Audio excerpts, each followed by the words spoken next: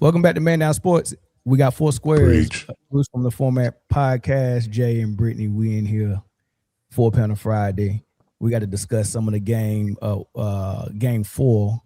A lot of stuff around game 4 as well, man. There's a lot of conversation about Wemby, Brunson, and Wemby face of the league, and is Wemby dirty, and can they come back from down 3-1, and who lost the game for them? Was it Fox? And all of this crazy stuff, man. They done fired Coach Mitch Johnson 10 times in the media.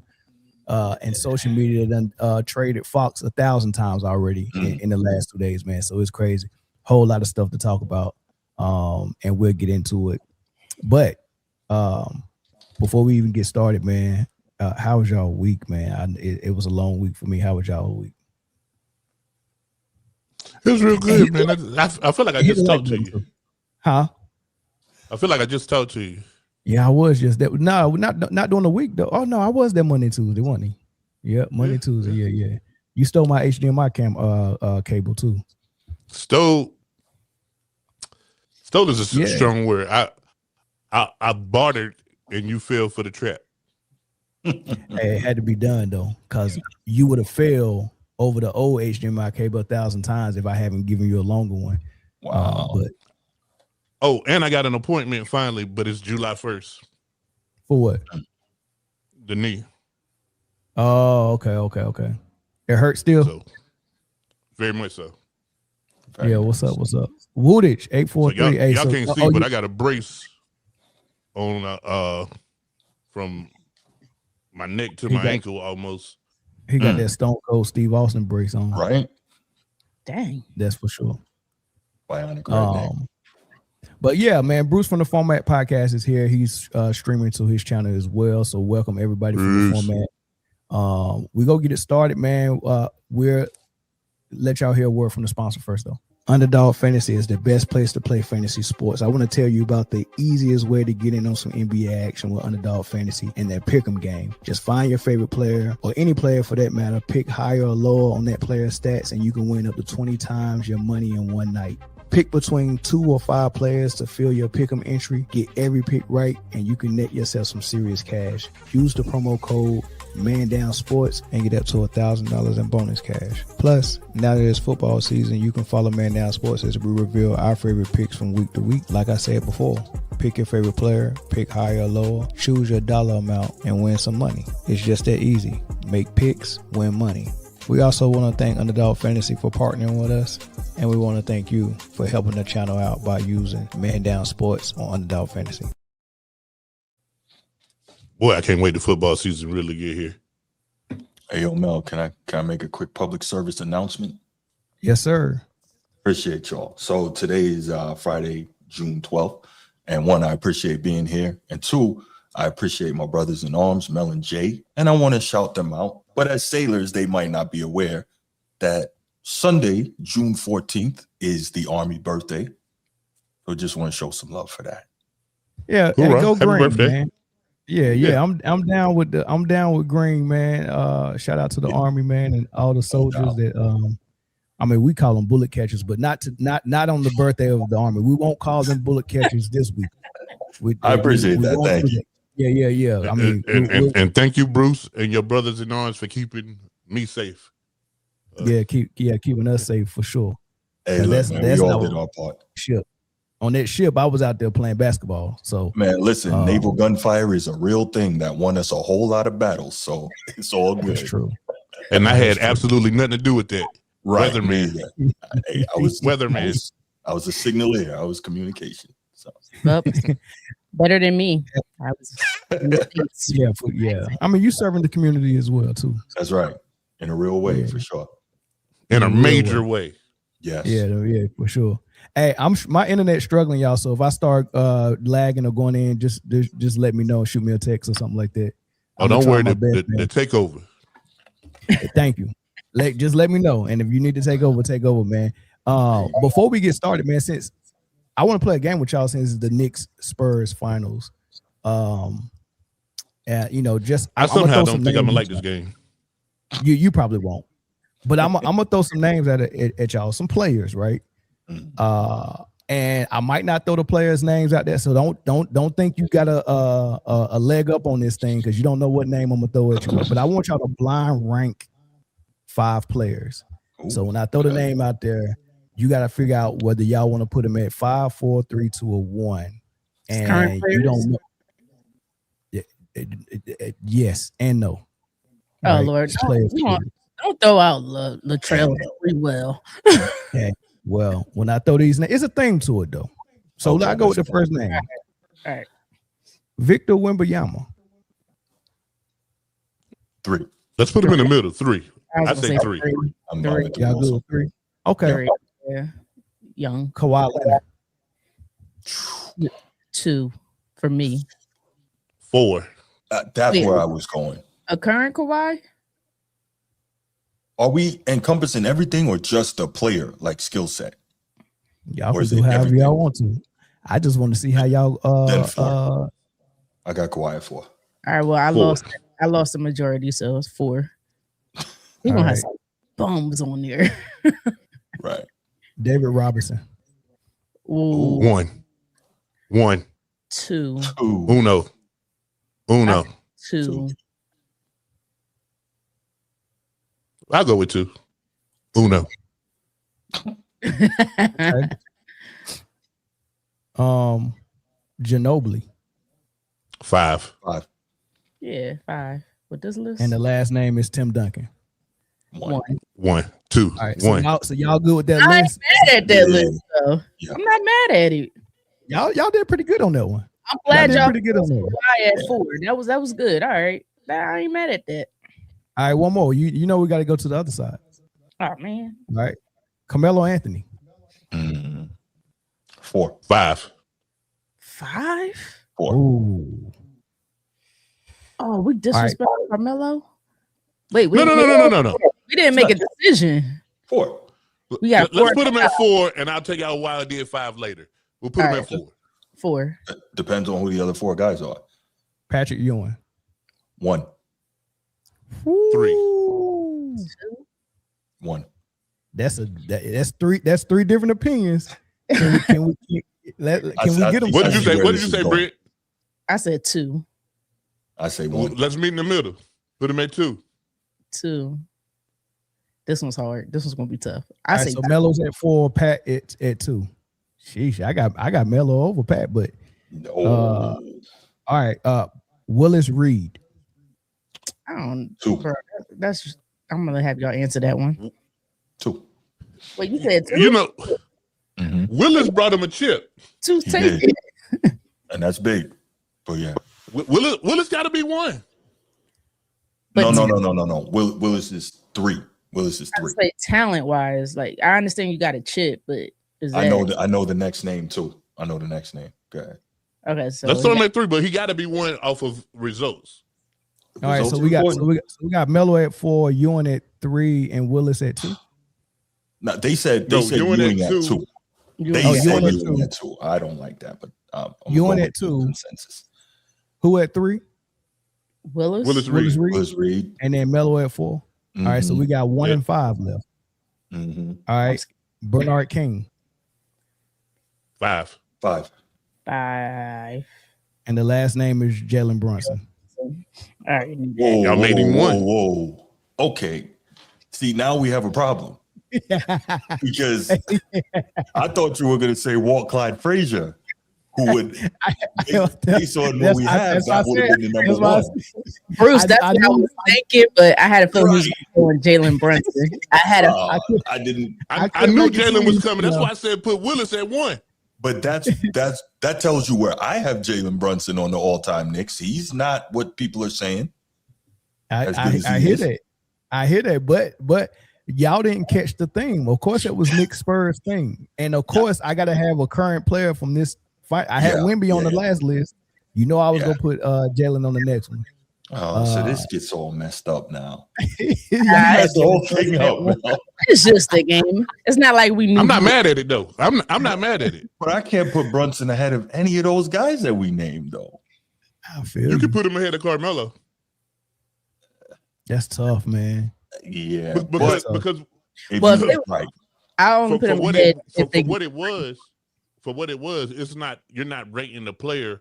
You're rating what the player meant to the organization. Mm-hmm. Maybe. Which,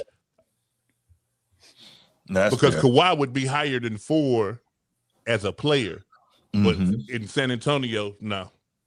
And then the injuries and all. Yeah. That's why I asked: is it all encompassing or is it just see, that's tough, man. Why you did that, Mel? That's not cool. Yeah, I thought it was fun. I see what Brunson is doing now because they're in the finals.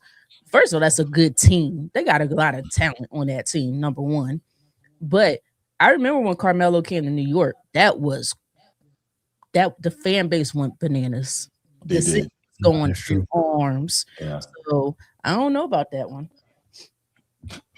I think it also helps that Melo is from New York, so that added to it as well. Is he really though? So, yeah, he grew up in Brooklyn until he was like 13. And then he moved. Yeah, he reps Baltimore real tough though. He doesn't rep Baltimore. No, let's keep it simple, right? Because I have this argument with my Baltimore peoples. If he did, wouldn't he be living in Maryland instead of living in New York where the taxes are sky high for somebody with all the money he has? Not necessarily. He doesn't live in Maryland. He lives in New York. He went back to New York. I rep North Carolina, but I live in Cali. Yeah, and the taxes are sky high here too. Yeah, but it's a little different when you rich though, like rich. I don't think it's the same. He just called Mill the broke. And I'm gonna be straight up though, Mel. Like New York City, will all the fly to New York, Carolina or Maryland. And why would he go live in Baltimore where he gonna get robbed every day? He want to go to New York. No, he could live out in Maryland though. Like, he doesn't have to live in Bmore. But also, the Lala's from New York. Correct. So when they were and they had funds to raise in New York, so that's probably part of why he stayed as well. Look, man, Melo's from Brooklyn. If you have real money, there's not many better places on earth you can live than New York City. If you have real money, but right? So you going against your own argument though, because you said by him living there, is akin to him representing there and more than he represents Maryland. But you just said, there's no better place to be if you got money. So how does that go against my argument?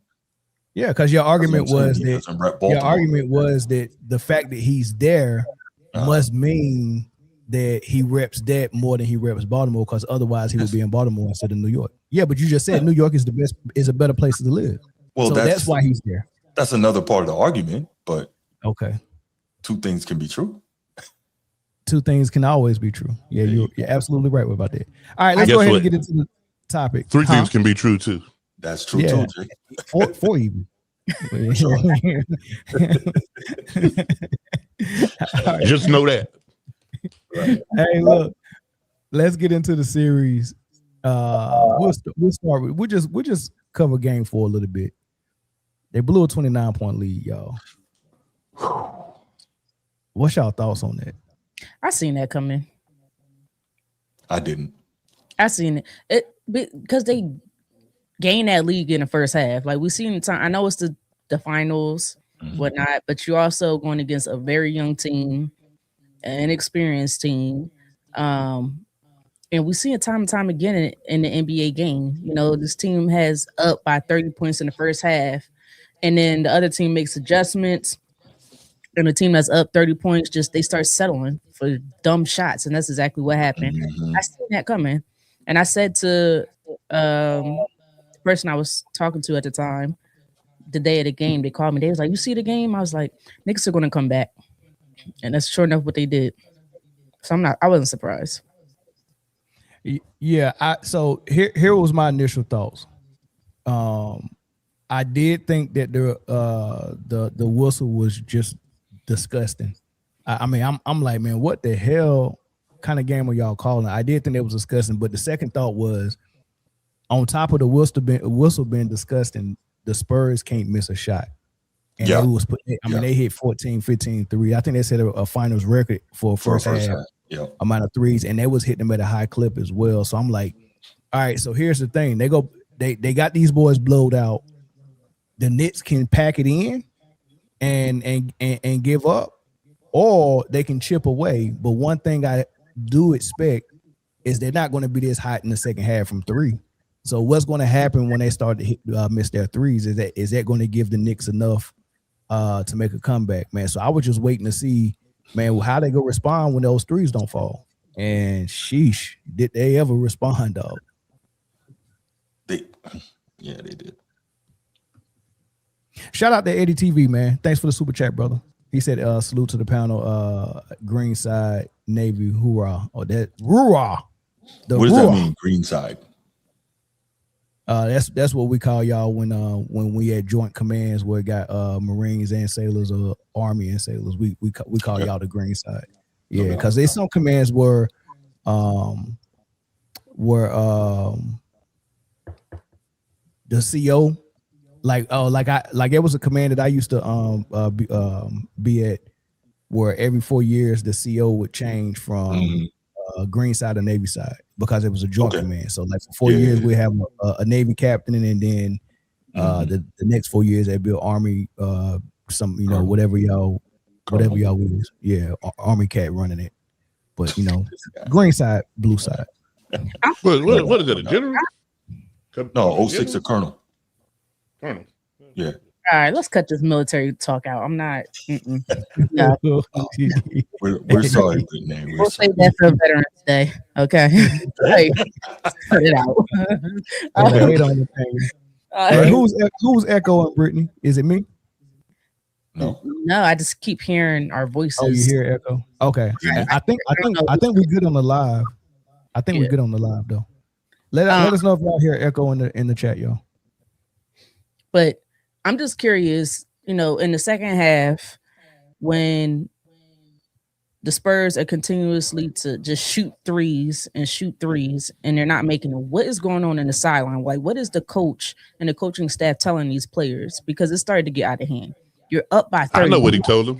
To settle for threes at that point. Why are you? I know what he told them. What did he tell him? I happened to be driving, so I was listening to the telecast, and they had PJ Carlissimo and Doris Burke. Horrible experience, by the way. Horrible. I wouldn't recommend it for anybody. PJ knows his ball. But PJ knows his ball. That's a decent. Yeah, but he also sound like he got Kermit the Frog in the headlock, and he need to clear his throat. But it's probably getting choked. But anyway. Wow. Anyway, Mitch told them, because the sideline reporter reported, he told them, hey, I'm not worried about offense. We got to tighten up on defense. And I said to myself, the hell you better worry about offense. So it really was, it was a myriad of things that allowed that 29-point lead to dissipate. And it all starts at coaching. It all starts at coaching. It starts at the players, everybody looking for the dagger shot. They're looking to kill shot. So they deserve to lose that game. I think. What you reacting to, Bruce? That comment? Yeah. You saw it. You don't like that comment? I don't. Nah. With the one where it said Patrick. I didn't like that one either. Yeah, that was terrible. What did it say? I can't see that. Patrick Ewing was mad. I'm like, what? That dude might have a couple chips if it wasn't for Mike, but no, he was definitely mid though. A lot of.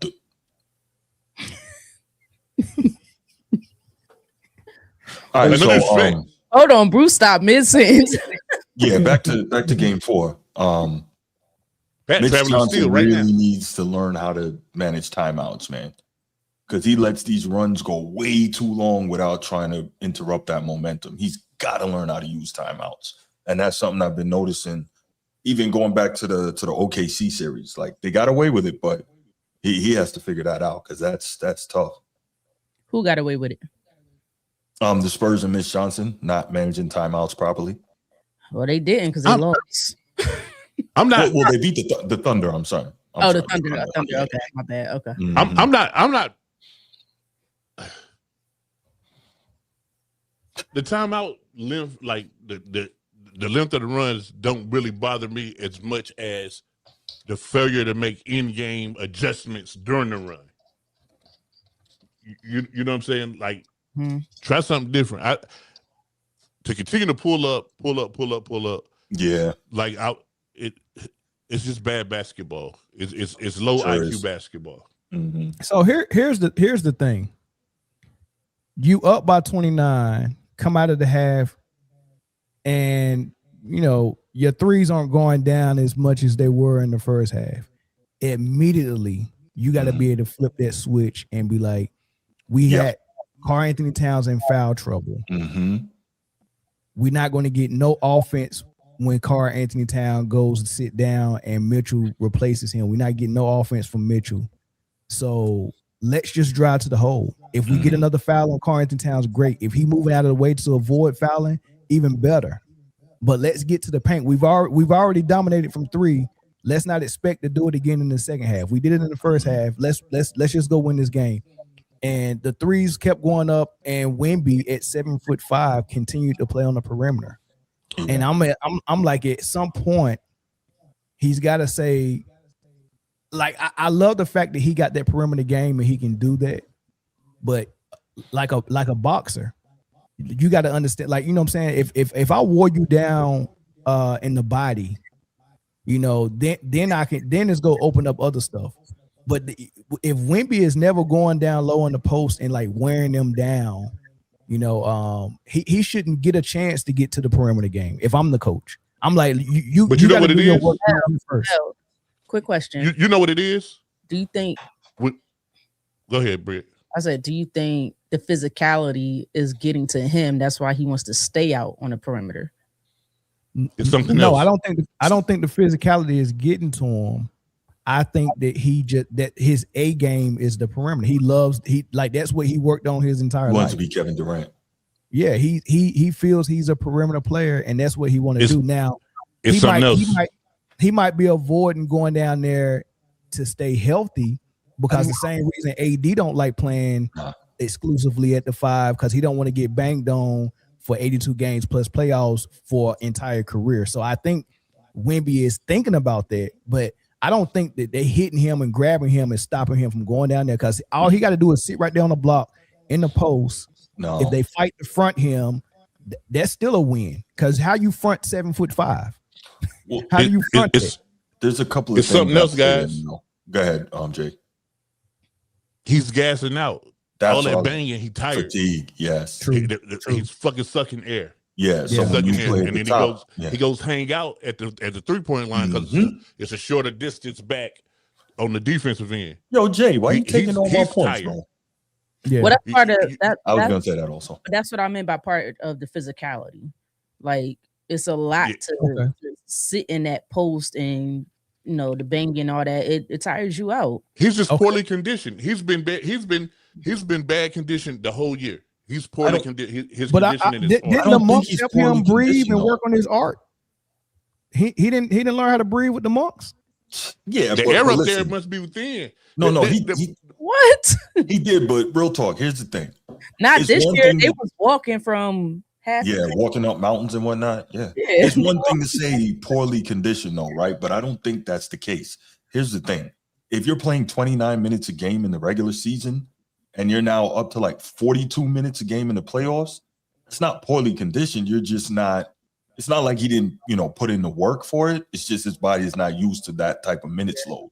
And now, listen, yeah, there's no reason why at 22 you can't run 40 minutes. I'm not disagreeing with you. I'm not. The problem is, like, in 4 minute spurts, in 4 minutes, when he goes to take his first break, he's gassed, bro. You can look at it. Mm-hmm. He is gassed. I don't know if it's just because, like, the oxygen I don't know if their blood clot had anything to do with it, but he is literally gassed every game. Well, that's, I think the difference is so vast between what he played in the regular season, what he's doing in the playoffs. That's affecting him. I think also a big part. But if you go back to the regular season, they gave him the breaks because he's gassed. Well, yeah, but 29 minutes a game. And also, you can afford to do it in the regular season because if you lose, okay, we'll just move on next game. You can't give away games in the playoffs. Here's another problem, and this being a Spurs guy, Jay, Mitch Johnson clearly does not know how to use he doesn't know how to use his timeouts, and he doesn't know how to manage Wemby's minutes. I think Wemby played the entire fourth quarter, if I'm not mistaken, and he played all but 1 or 2 minutes in the third, right? And he played a bunch of minutes in the second quarter when they were blowing him out. All that is time Wemby could have been getting a blow, right? And so this is time Wemby could have been resting, but you were so reliant on him that even though you had a huge lead, you didn't utilize that time to rest him. And I think we're seeing finally, after all these rounds, we're seeing Mitch Johnson's inexperience as a head coach at this level come to the fore. And I'm not saying he's the only one worthy of any blame, but we are seeing this, and I think it's making a big difference. I don't know if I agree with that 100%. Now, it's obvious Mitch Johnson is inexperienced because he's a new coach. That's obvious. I don't think we're seeing it with his substitution, how he deal with Wemby. I don't even think that his minutes restriction is something that Mitch is managing. I really do think that came from above Mitch Johnson. I think that was the plan of the doctors and whoever's on that staff to say, hey, we go restrict his minutes. He was injured with his first. Is this his third year or fourth year? Third year, and last year was mostly injury. He had some injuries. Did he have a clot last year or his rookie season? Last year was the clot. The year before that was some other injuries. Right. So he's been in and out of the lineup the first 2 years. This is something the Spurs is doing to protect their asset. And I don't think that's coming from Mitch. You know what I mean? I that's just my opinion. But as far as inexperience and it showing up, this dude is in the finals. He got a 22-year-old. I get it. Really a first-year player in Wemby to have a team beat the defending champs, 4 out of 5 times in the regular season, had the second best record in the league, a defensive player of the year, a sixth man of the year. Like, you got to, and a young Carter Bryant, he's a rookie. Dylan Harper's a rookie. You getting the best out of Kelsey, you getting the best out of Vassell, you getting the best out of Cornette. Like, this is a coaching masterpiece, in my opinion. So I gave him a lot of credit, but that doesn't mean that there's not places he can improve, because we're now talking about championship level coaching, and we're seeing very specific things that are not happening where he is going to get faulted, and rightfully so. He's not the only person at fault, but rightfully so. There's things that if you want to win this whole thing, which looks highly unlikely now, not impossible, but highly unlikely, that he would that he's got to get blamed for. And not properly managing Wemby's minutes when he has an opportunity to do so, like in game 4, that's one. Because think about it, we can't say Wemby's gassed if in games where he has an opportunity to get some rest, he's not getting it. If I'm not mistaken, the Knicks have been down by double digits every game this series so far. So you got to figure out how you work that. Yeah, and so he's coached them to leads all the way to the fourth quarter. Sure. And when you look at what lost those leads, it ain't really coaching. Like, Wemby had an opportunity to go down and put some pressure on the Knicks, but he threw the ball at the back of Castle's back. Yeah, right? Yes, for sure. Wemby missed the game winner. Wemby missed 2 free throws. Like, and then game 1, Wemby dribbled the ball off his foot. I didn't want to go too much into Wemby. I thought we were waiting for next topic. So we'll definitely wait for Wemby. But I want to say this though. Let's go to the other side. Let's go to De'Aaron Fox. And a lot of people first, let me get to this super chat. Romeo, thanks for the $5 super chat. Wemby needs a Sky Hood kind of weapon. I agree. He needs to get in that post and be able to dominate down there. And we gotta stop saying that. We gotta stop saying that. At this point, he does not physically have the ability to go get position and maintain it. He's not strong enough. So Jay is gonna like this. You know what? I'll hold it till the Wemby topic. We'll get to it. I'm sorry, I keep wanting to get ahead. My apologies. So a lot of people gave Fox a lot of hell for how he performed in the fourth quarter, especially not holding the ball when there was 12 seconds left, getting fouled, going to the free throw line, but he went and got the shot blocked. And they're blaming him for that. And I'm like, dude, he definitely got fouled. They lost a 29-point lead. You can't put it on that one play when they was up 1. Like, you can't put that on him, right? But Emmanuel Acho, I guess, is looking for clicks. And he went off on Fox. He's from Texas, so maybe he wants San Antonio to win really bad. But I thought this was in poor taste. We'll listen to it, but I you can respond to what he actually said and give your opinion about Acho as an analyst. But I really want to hear if y'all agree that Fox deserves the lion's share of the blame. But listen to Acho on this. It's good to be right. As a man from Texas, I'm finna speak as a Spurs fan. Get De'Aaron Fox the hell up out of here. Get Miss Johnson the hell up out of here. Y'all sold. In a year of investigations, I'm wondering, did you have money on the Knicks? How in the hell, De'Aaron Fox? Up by 1, 13 seconds left. You got a fast break, a play that you didn't even make because you weren't responsible for the steal, and you want to go up for a bucket with 13 seconds left, up by 1 when you could have solidified the game. You couldn't get a bucket all night in the second half, De'Aaron Fox. OG Anunoby had you strapped, and you had the audacity, the goal, the ignorance to believe that in that moment you were about to be a hero? A hero? You could have tied up the series. First and foremost, you're stealing minutes from Dylan Harper off GP. You're already stealing. And now you just robbed the Spurs of a dub in game 4. The dumbest NBA Finals play I have seen De'Aaron Fox made tonight. The dumbest play in the history of the NBA Finals, and that includes J.R. Smith.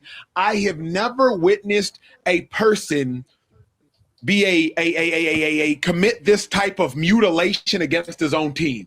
Like, this was bodily harm to the San Antonio Spurs dreams. Like, I've never seen somebody, you know, Midas, everything he touched turns to gold. De'Aaron Fox, everything he touches turns to crap.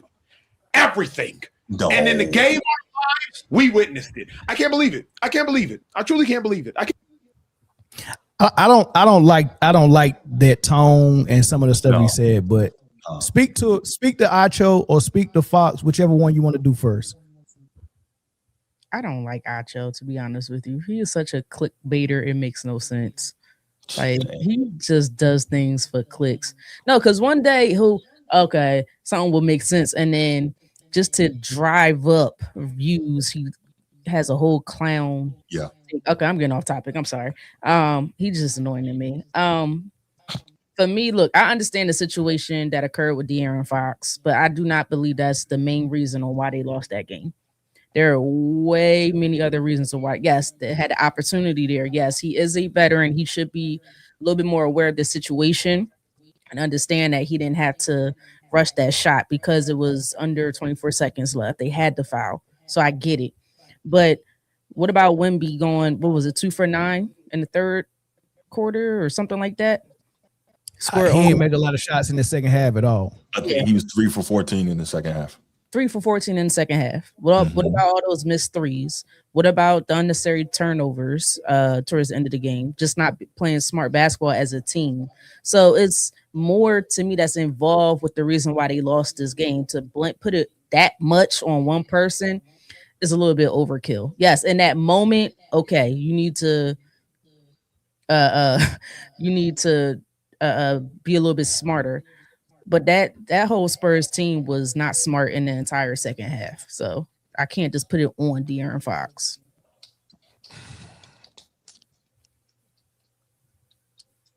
I'm not mad at Fox. You mad? Not at all. I'm not mad at him. You hit that layup and get the and one, you go up 4. The game's out of reach. Yeah. You know what I'm saying? Sorry, my bad guy. Yeah. I mean, so listen, Hooper's want to make plays, man. He got his shot blocked. He could have been called a foul, whatever. It happened. You know what I'm saying? They had a 29-point lead.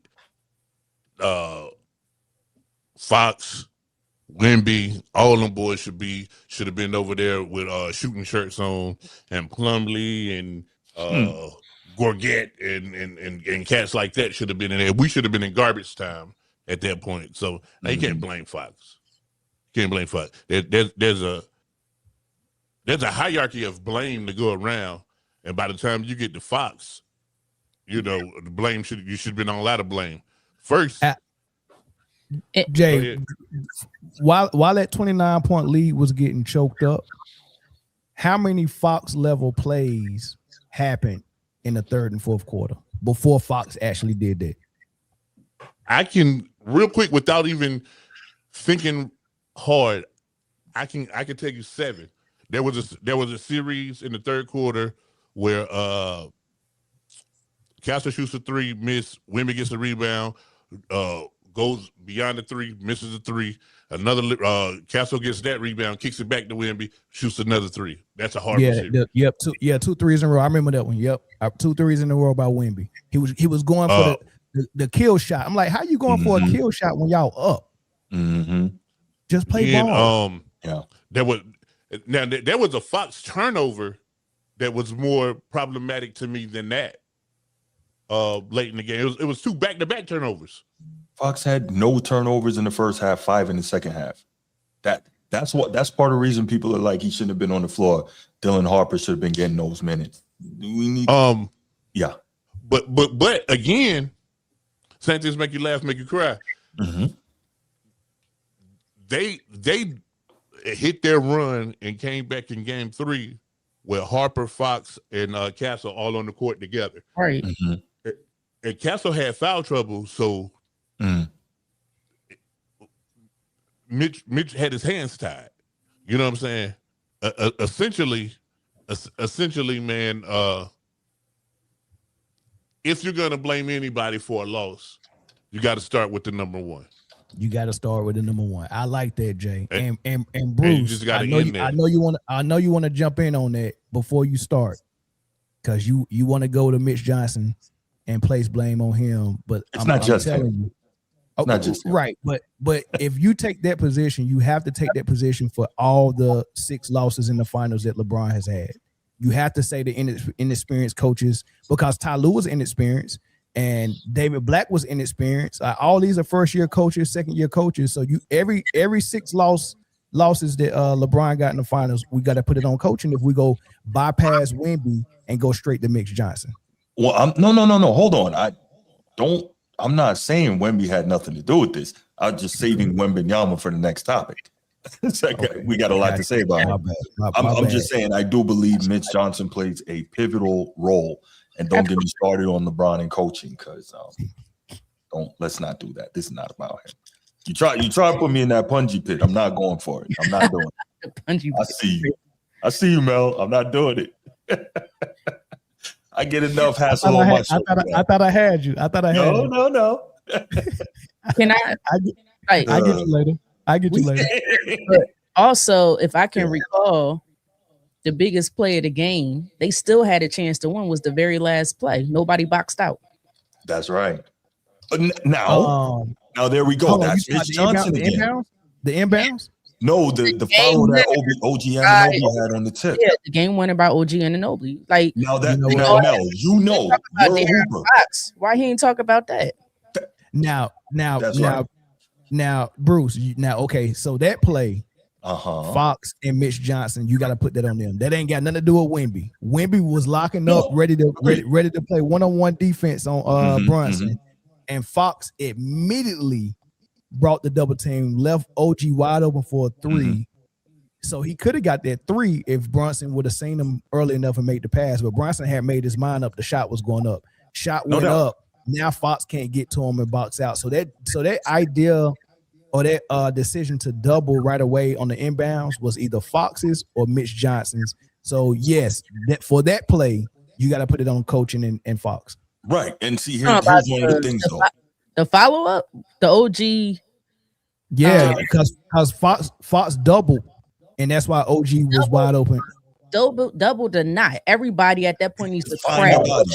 You find your body, you crash. That doesn't go just on one. Everybody crashed. Not everybody crashed. That's right. But Fox couldn't get over there. Oh, he was so far out of position. He was doubling. I understand that's part of it, but no, that's a team effort. That's just not on one player. That's a team thing. No, everybody was boxed out except OG. And the reason why OG wasn't boxed out is because Fox left him the double. He had a clear shot to the tip. And I didn't like leaving OG anyway because he had the hot hand the whole second half. 7 threes. He hit 7 threes. On the court at that point. Fucking leave who? For the Spurs. Wemby, Fox, Harper, Castle, and I don't know who Vassell. Probably Vassell. 4 guards and Wemby. Mm-hmm. How tall is Fox? 6'3". How tall is Castle? 6'5". 6'5". Yeah. How tall is Vassell? Probably 6'7". 6'7". Yeah, that's what I'm thinking. So why was Fox even on OGD? He got switched onto him? No, it was just. I mean, that's how they've been defending all. Well, first and foremost, they put Wemby in the screen. I think Wemby was on OG. Somehow Wemby got a switch and ended up on Brunson, and Fox came to double. I don't know if he wanted to try to hedge and have Wemby get back to OG or what, but they end up doubling Brunson, and OG was wide open, and Brunson got the shot up though. So it sounded like it was most likely a miscommunication or something like that. It could have been. Like that's still not strictly all on De'Aaron Fox. That is a team issue that they got to work through. So they knew Brunson wanted to shoot. The defensive strategy was to make Brunson shoot over Wemby. Mm-hmm. That was the strategy, and then it was also try to trap him to make him put up a bad shot. They knew he was jacking, so Fox was told to double team, but I wouldn't double team off of OG. That's a bad That's a bad strategy. You got the defensive player of the year on you. So again, let him one-on-one it. Let him one-on-one it. That's still a team issue that they're gonna have to work through. Mm-hmm. Yeah, no, I'm with Bruce on his blame right there for Mitch, but I don't know if it was Mitch. Well, okay. Let's even beyond all of that scheming and strategy, fine. But you're also a head coach. You're supposed to remind those guys, look, no matter what else, everybody get a body. The clock is our friend. We're up by 1. We don't want to allow any second chance opportunities, which we've been getting beat on damn near the whole second half. Everybody find a body. It doesn't matter what the switch is. It doesn't matter what's happening. Just find a body. It don't have to be yours. Just, you know what I'm saying? Like, we've all played ball here. Box out somebody. At the very least, you know, the time runs out and you escape with a 1-point win. However, you know, whether you gave up a 29-point lead or whatever, if you had escaped with a 1-point win, it's much better to learn on a win than a devastating loss. Am I right? So this is where the coaching comes in again. Like, you got to remind them guys, like, look, hey, no rebounds, no rings. Do not give up a second shot here. Even if you got to freaking tap it out of bounds, right? Because at least that gives another time for us to set up defense on a freaking sideline or baseline out of bounds play, whatever it may be. But everybody, do not give up anything on the boards. Like, this is why I say when people talk about Bruce, they was out of position. They couldn't box out. Like, if you're out of position, you can't box out. The number one priority was the force of miss. And the way they forced the miss was just they was out of position where they could box out OG. He was the only one who had a free shot at the rim. He came like right down the lane. That was crazy though. Who was gonna stop that? If someone other than Wemby or Fox boxed out OG, then somebody else was gonna be open for. But again, at that point, because remember, OG tips it in. There's 1.2 left. That tells you that time is on your side if you have the lead. All you got to do is make them use a little bit of it. And of course, that sounds easier said than done, right? After they made the decision to double that. What you're saying was already out of the window. There was no way that they could achieve that. the double messed up everything. Mm-hmm. That's what's supposed to happen when a shot goes up from 3, and not just from 3 steps behind the 3-point line, and you got 2 defenders contesting the shot. You asking Fox and Wemby to contest, land on their feet, turn around. And get in the paint to box out OG before OG gets there on the straight. OG started running to the rim when the shot went up. Fox and Wemby was contesting the shot when the shot went up. Mm-hmm. So how can I contest, jump, contest, land, turn, and get the OG before OG get to the rim? Right. Yeah, I'm rewatching the play right now. I'm sorry. I could tell. No, because you're breaking it down in a way that you're breaking it down in a way that I don't recollect seeing it originally. So now I'm like, okay, there's the double, there's the shot.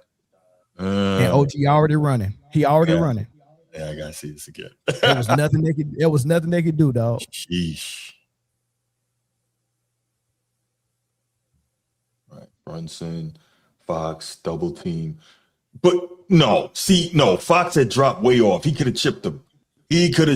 Coming down the lane. Nah, he saw him. He stood there. No. See, no. Nah, I'm sorry. I'm a little too old school. You got to hit check him right there and do something. What kind of angle? Let me see. Yeah. Look at that play. Britne, what you see, Britne? If he'd have just barely chipped him, it would have slowed him enough that he doesn't get that tip in.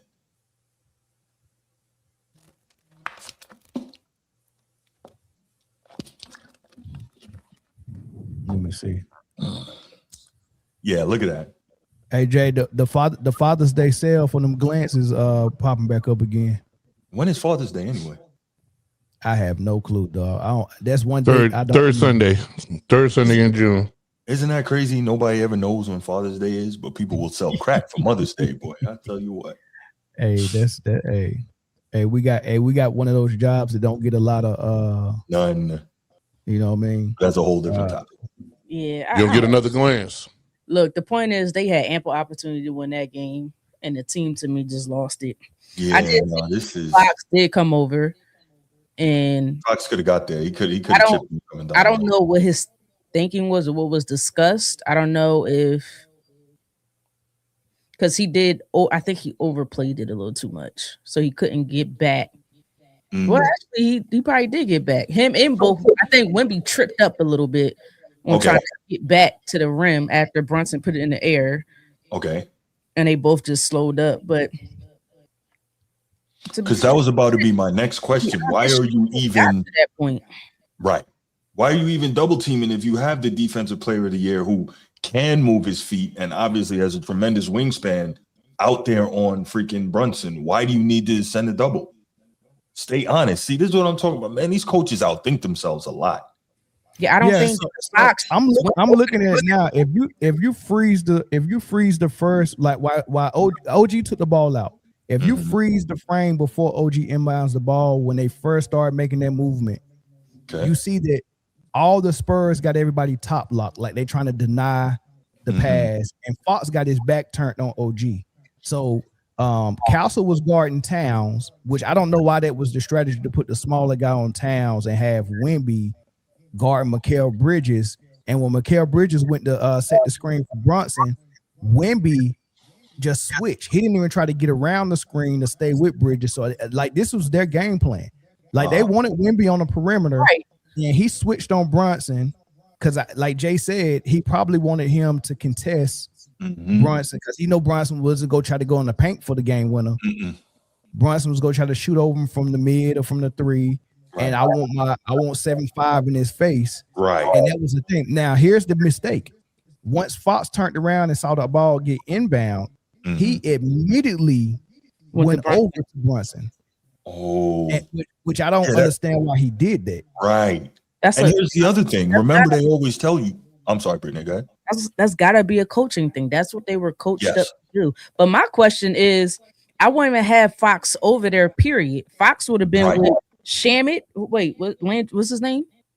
Landry Shamet. Landry Shamet. I think he was on the court.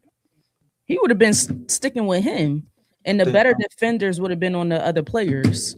Yeah. Like, I wouldn't have him over in that situation.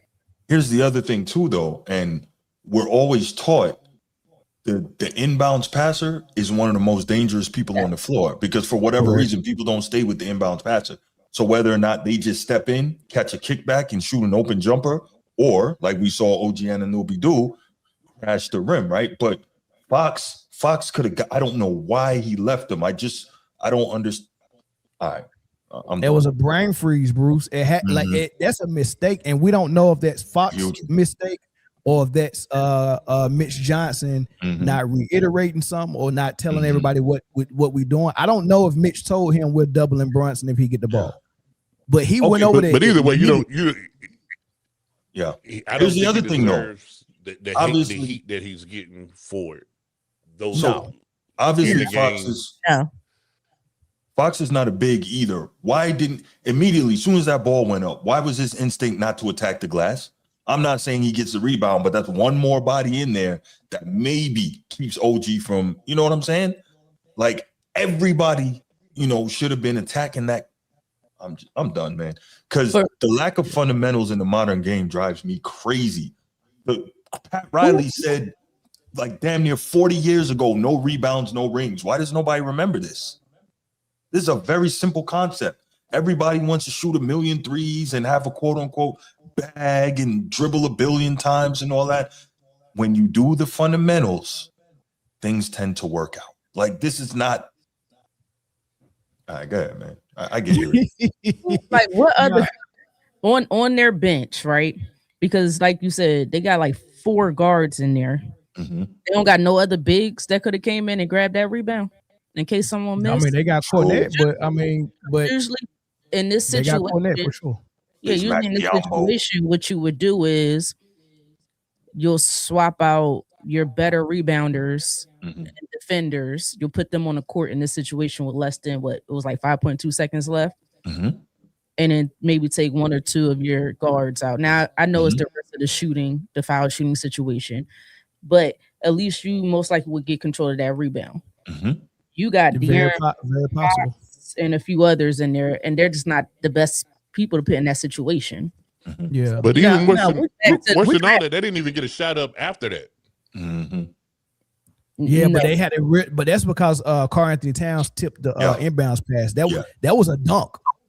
Yeah, the but inbounds play was phenomenal. But you know what else he did? Oh, he got the people crowding Harper. He told the fans to stand closer, come closer. Yeah, and if I'm Harper, that's Harper being a young 20-year-old rookie. I would have dropped the ball and told the ref, man, hey, I can't even move. I can't even put my arms out. I didn't know they did that. Wow, I didn't catch that. Yeah. Dude, listen.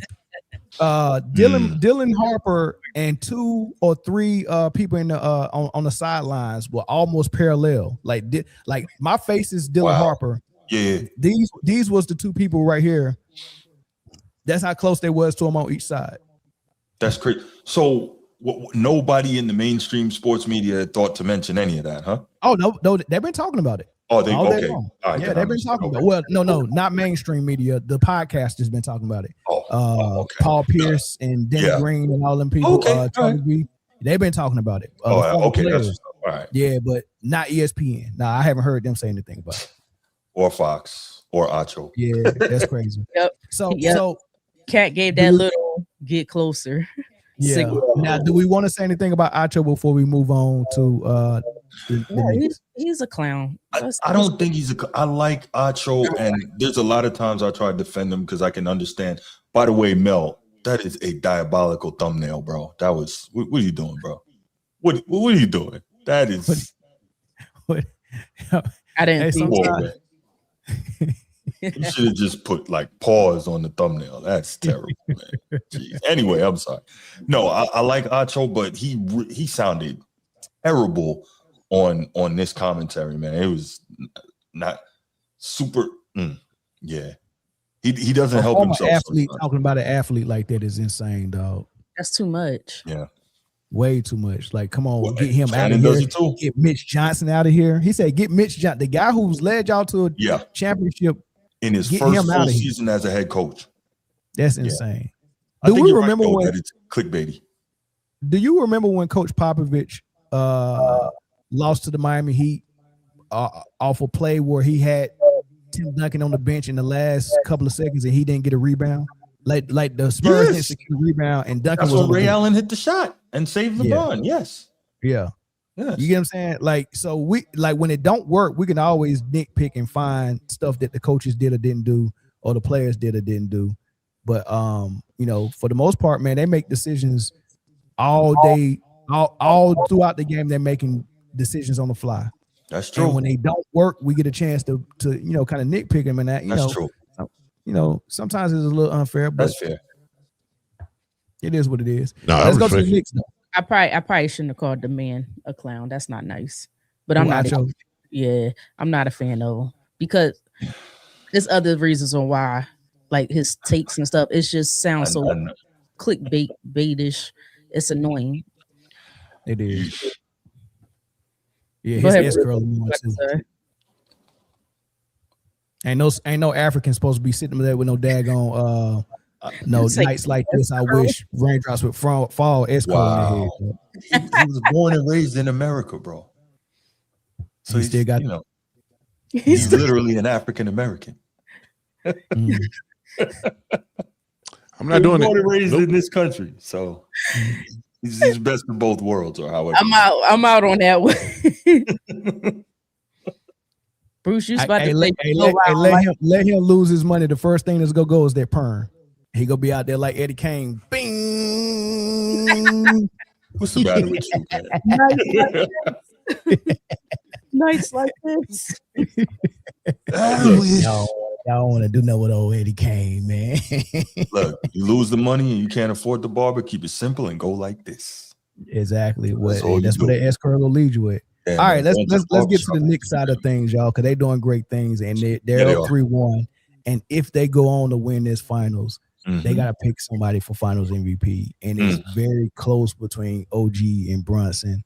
I think they both are ahead of Cat, but OG and Brunson, I think, is neck and neck.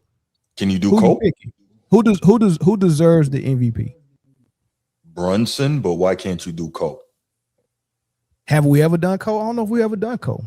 I don't think you've ever done Cole Finals MVP, but I don't think there's any rule that says you can't. But you know what it is? They won't do it because they want the attention of the debate of who should have gotten it. That's why they won't do it. Of course. Mm-hmm. I think right now, if the series is over right now, you got to get the OG. I go Brunson. Give it to OG. Why? Because I'm pretty sure Brunson averaging more points. But he is. He's averaging about 29, and OG's averaging 24. Yeah, but OG giving you rebounds. He's getting points in big minutes. He's bailing them out. Yeah, and defense as well. Yeah, for sure. He that pressure relief valve. He's the in case of emergency break glass. And it needs to be said that the Knicks really with Jose and Brunson out there, man, that I thought that lineup wouldn't work, and that's the lineup that brought him back. Yeah. But shout out to Mike Brown. For sure.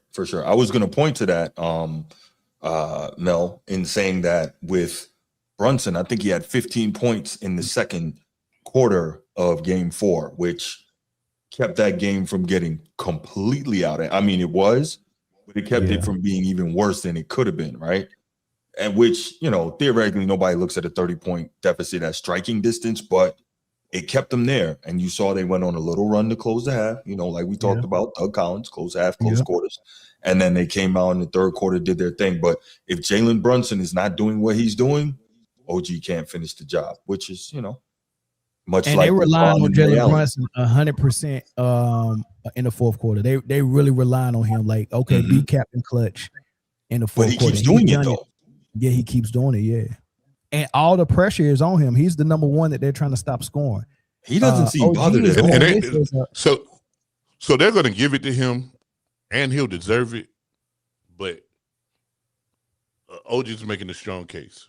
Sure. He's making a very strong case. And it's going to come down to this next game. If they close it out next game, it's going to come down to that. It's almost like this is the conversation people was having with Jason Tatum and Brown. And it was like, who's going to get it?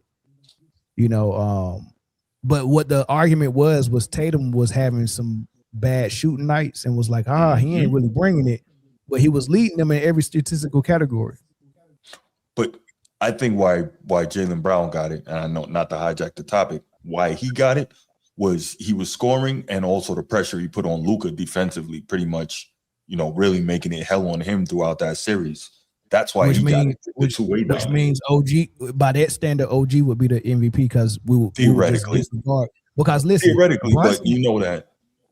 Yeah, but Brunson ain't giving the type of defense that Brown was giving, and Tatum is definitely giving way more defense than Brunson is giving. So the argument to say Brown neutralized Luka and scored, but when you look at Tatum, he assisted at a high clip, rebounded in the double digits, scored 24 plus points, and you know and defended. Like, that was obvious to me that it should have been Tatum. I would have given it to Tatum, but I'm not mad that Brown got it. I remember at the time I was saying it should have been Tatum, but I wasn't mad that Jaylen Brown got it. Yeah. But, you know, there's no consistency from year to year in these awards anyway. So we can't, you know, we can't say, well, in the same situation, this happened. Yeah, they don't suck because it's the same voters, Bruce. I agree. I'm a person who likes, you know, like you, I like standards, you know, especially military. We know what the standards are wherever you go. Those are makes it simple, but they don't want it that way. They want the controversy. They want people discussing it. That's why they won't do it. I get it. Yeah. Frustrating. Who would you give it to, Britne? I might go with Brunson. I think because it's what he's able to do with all eyes on him type of situation, and which opens it up for everybody else. Kind of helps make things a little bit easier. It's not easy, but you know what I mean? Helps to make things a little bit easier for everyone else. But you know, I'm a person that loves a player that plays both sides of the basketball. So I'm gonna go with Brunson because I think that's what everybody else is gonna go with. OG plays both sides of the ball, so you can't argue. Yeah, you can't argue with that, man. He is impacting on both sides, man, for sure. I got a question. Yes, sir. Yes, ma'am. I don't think it would happen, but I'm just curious. Do you think if OG wins it, Finals MVP, do you think Brunson could get a similar treatment of Tatum? In what sense? Like, and probably not because he's in New York and people love him. And I think he's more media friendly, but I feel like Tatum gets disrespected a lot of times in a way. Yeah, he does. He doesn't. He doesn't? No, he doesn't. Everyone acknowledges he's a great player. I'm a Celtics fan. I tell you this off top. Everyone acknowledges he's a great player, but he doesn't really have much personality. So that's why he doesn't get the off the court attention. And that's what I'm thinking. That's like nobody disrespects him, but for people who love him, like there's some Tatum Glazers out there. For people who love him, they're gonna say, "Oh, he gets disrespected." No, it's just like he's just a real mellow, even keel type dude, and that's all that is. Brunson, if he didn't play in New York, it would be the same thing.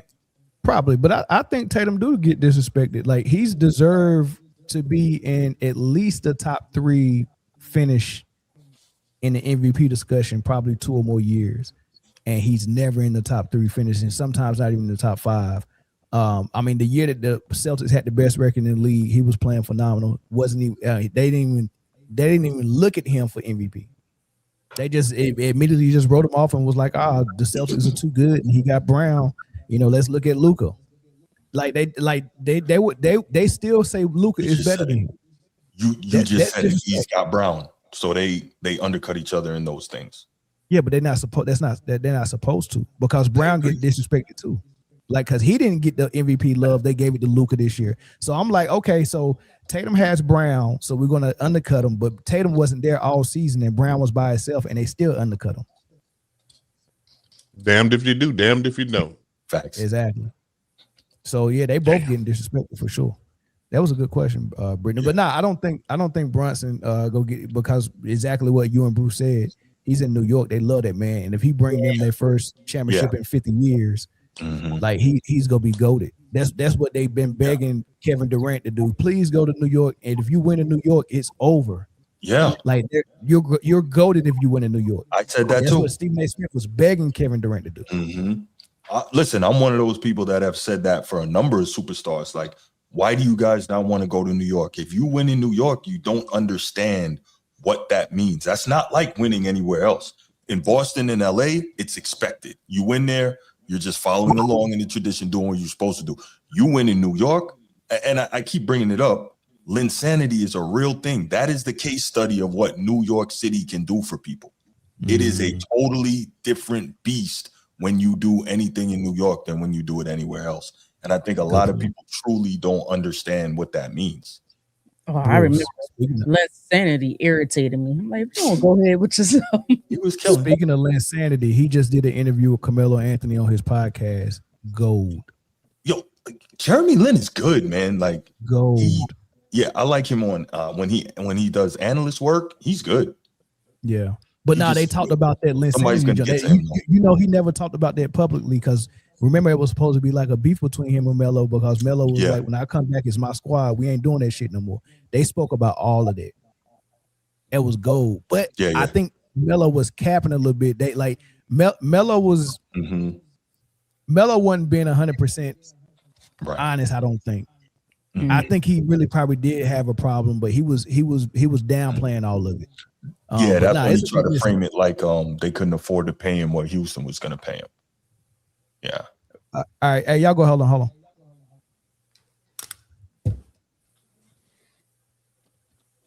Next topic. Right, this one could go on for a while. Oh boy. Oh man. Yeah, but who's their head coach again? The Knicks. Is it Mike Brown? Mike Brown, yeah. Once they got Mike Brown, and I said that's when I was like, oh, they probably gonna go to the finals. I didn't think so. I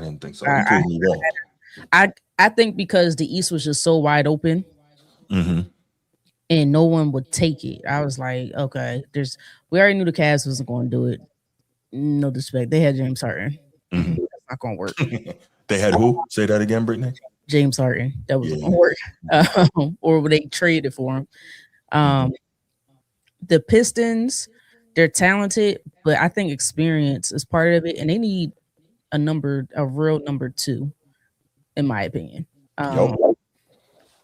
So they just need a little bit more. They were real reliant on Tobias Harris. Tobias Harris is a decent player, don't get me wrong, but he should not be your number two option, in my opinion. And a lot of times, some games he was being a number two option. I'm like, that's not going to work in the long run. You're right, but he played like one through this playoff run. I was shocked. Until he didn't. I hadn't seen him play like that in years.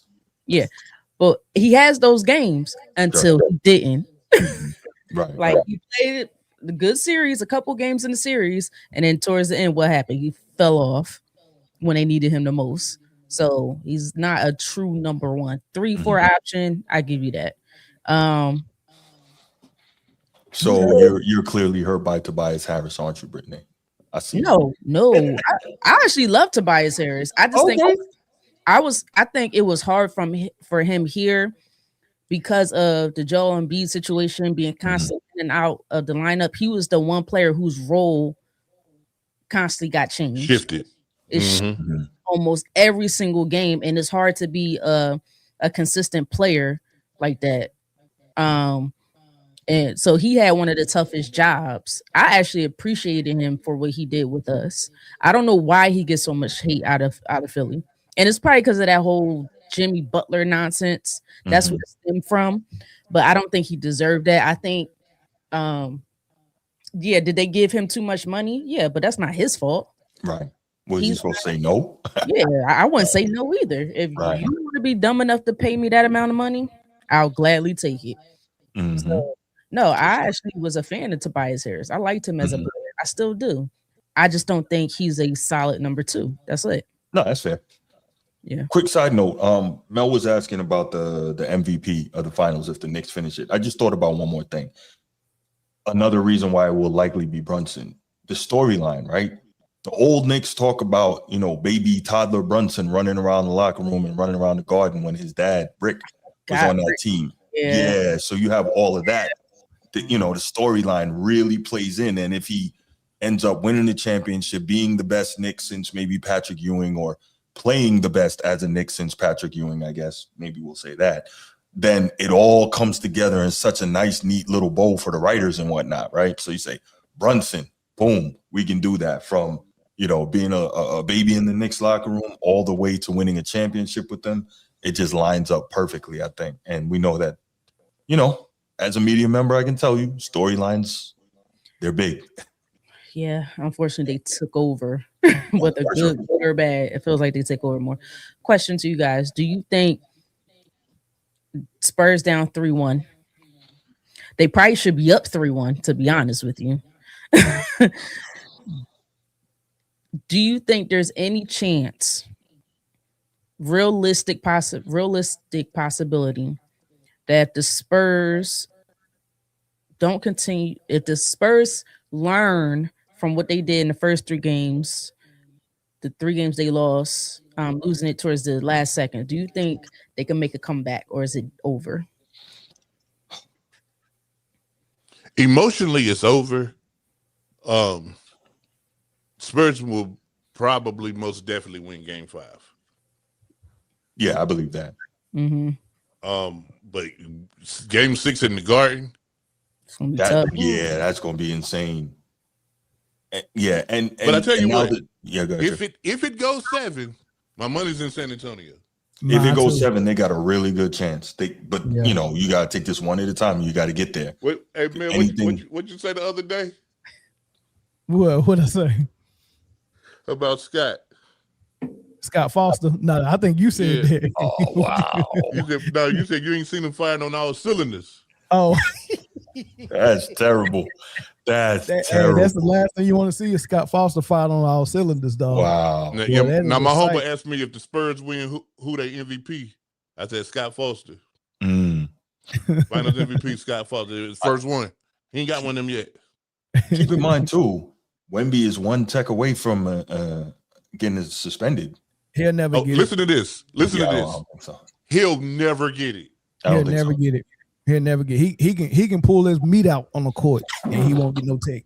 I guarantee you that. That's nothing. That's nothing women can do to get a tech. For the He'll rest of the never season. get it. He'll never get another tech talk. He won't. Why we gotta go to the most drastic? Yeah, that was a. Can't say anything else. Yeah, you could have come up with something else. Yeah, that was bad. I've actually seen that on the basketball court before. So that's not far fetched. Like somebody actually did that to avoid a fight. Were you playing in the San Francisco pickup league or something? What's going on? I mean, they do say act crazier. That sure enough is crazy. Hey, that man didn't want that fight. What did he, Jay? Yeah, somebody do that. I'm out. I'm please, I'm done. That's exactly what happened. But it was like, man, I'm good. Yeah. I'm not even mad no more. What hey man, what we fussing about, dog? You know what I mean? Like, I don't know what to say at this point, man. Like, you got your meat in your hand. I'm not swinging on you. I'm just not, man. Yeah, that's terrible. Jeez. All right, speaking of Wemby, let's get to some of this conversation. Because a lot of people seem to feel like it's his league now, and they feel like that he's the face of the league now. And I don't agree with it. But they want him to be the face. You know, that's what this whole hoopla is about. That's why we cheat OKC out of a Western Conference Final. We ready for the Wemby project. We ready for Wemby to be the face. Nike's ready. The fans are ready. Texas is ready. Everybody in France is ready. Like, we ready for Wemby to be the face. But can you be the face if you blow a 29-point lead? Can you be the face if you're disliked this much? Like, he's on the Draymond level, or Draymond Green level of dislike right now. But think so? Listen, yeah, we get to it. But listen to Nick Wright talk about why there's no face of the league right now. The former best player in the league, because the best player in the league title is vacant. That cannot happen. He couldn't get a bucket or a stop, and 1,000% ran out of gas.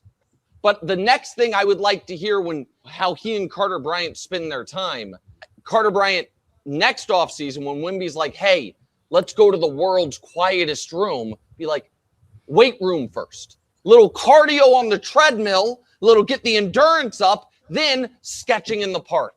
Some of that. Because it wasn't just that he disappeared. It's that Victor Wembanyama, and this is the dance he has been having all year long with this is what I've always worked for and I'm right there, or is it entitlement? He's been straddling that line. But this sequence and having the game then go the way it did is worse than the end of game 2 sequence for me. Him's talking that trash to Mitch. Mitch finally being sick of it and saying, okay, take one of these. And Wemby then doing the I'm in your head, clap, clap, clap. Everybody loved it. What you don't love is this full screen. If you're going to do that, you can't follow it up with this. From that moment forward, he's 4 of 18. I can't remember the last time a finals game was decided by a superstar's missed free throws. So let's run down some of the stuff, and I want y'all to tell me if this is behavior on the court and conduct off the court, on the court, becoming of the player that's supposed to be the face of the league. The elbow to Nas Reed was just nasty. The campaign for the MVP, the campaign for unanimous defensive player of the year, skipping the post-game interview, not getting fined, slamming people in the to the ground and mushing them, pulling people's locks, ordering a hit and in the decided game that you was blown out of, and ordering a hit on 2 of your players to go hard fouls on somebody, missing game winners, missing free throws when they matter, not going in the post when they need you, running out of gas in 4 quarters. All of these things, is that conduct becoming of the face of the league? Mel, when you stack them like that, right? That sounds terrible. It does. But we also know that the face of the league, once more, like everything else, it's on a sliding scale with the NBA, right? It's not just the NBA, it's the NBA, it's Nike, it's whoever else, and whoever wants to come together and whatever reasons they have to get their machinations going to put the machine behind a particular guy. And I'm not saying at all that the machine is not behind Wemby, because I do believe it is. That said, I do think that he can be, and likely is, if he's not there already, moving towards the face of the league. When you stack it up like that, though, that sounded bad. It really did. But I can say that I didn't necessarily take issue with everything on that list. The biggest one I had, and maybe that's because of the journalism side of me, and I was about to say something pause-worthy, but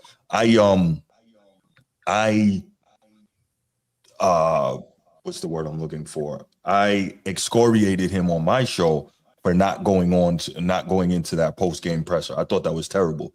If you're going to be the guy, you got to sit there and answer those questions when it's good as well as when it's bad. So I totally get you on that. But some of this stuff I think is overblown, but that's me. If I'm not mistaken, the quote unquote campaigning for Defensive Player of the Year and for MVP, these are questions he was asked. So while I do talk about, for some guys, the art of learning how to say everything while saying nothing, right? The Tom Brady method, the aw shucks, gee golly type thing, can be good, but also is refreshing as a reporter and hopefully as a sports fan to see someone that's actually telling you how they feel. So if they're asking you, hey, is being the MVP important to you? And do you think you should be the MVP? If so, why? Like, these are good questions. And the fact that he's giving you real answers, I'm cool with it. I don't have a problem. The fact of the Defensive Player of the Year, I don't have a problem with it. Once again, these are questions being posed to him. He's not out there volunteering and begging and telling you why he is and why he isn't certain things like certain guys, right? He's being asked questions and he's responding. That's my thought. Yeah, he's been asked these questions and he don't have to volunteer them because they already know that he go give them something, right? And I like the diplomatic answer. I like the Kobe's and the Mikes and the Larry Birds that'll say, yeah, we just trying to win this ball game, because it sends a message to your team as well. And it also sends a message to these kids that want to be NBA players one day, when they can see someone poised like that in the media and who is saying the right thing. Hey, look, the focus is on my team winning, and the focus is on us winning. That's what we focus on. I don't want to hear my best player focus on any of these awards. Perhaps. My bad, Jake. Go ahead, Jake. No, you good. Go ahead. I was just going to say, I'll keep it quick. Perhaps, by saying that, and he didn't say all this, but by your best player being, best at what they do, that leads to your team winning. I totally get what you're saying about saying the right thing and knowing how to handle the media. That because I'm one of those people always talking about that. But at the same time, like I said, I feel the honesty is kind of refreshing. That's my thought. But go ahead, Jay. Wemby's behavior is problematic, but not really. Yeah, it's more indicative of the future of athletes, period, than just him.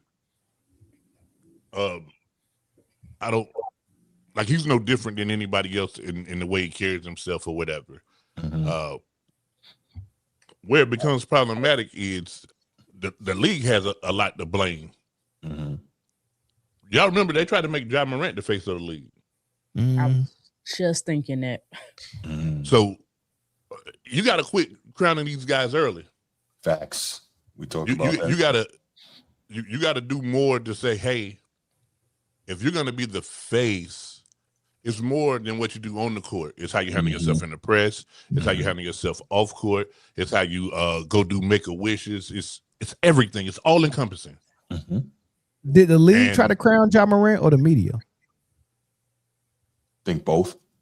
It seems like, unfortunately, they work in concert a lot now. I think that's a two-step. I think that's the devil two-step.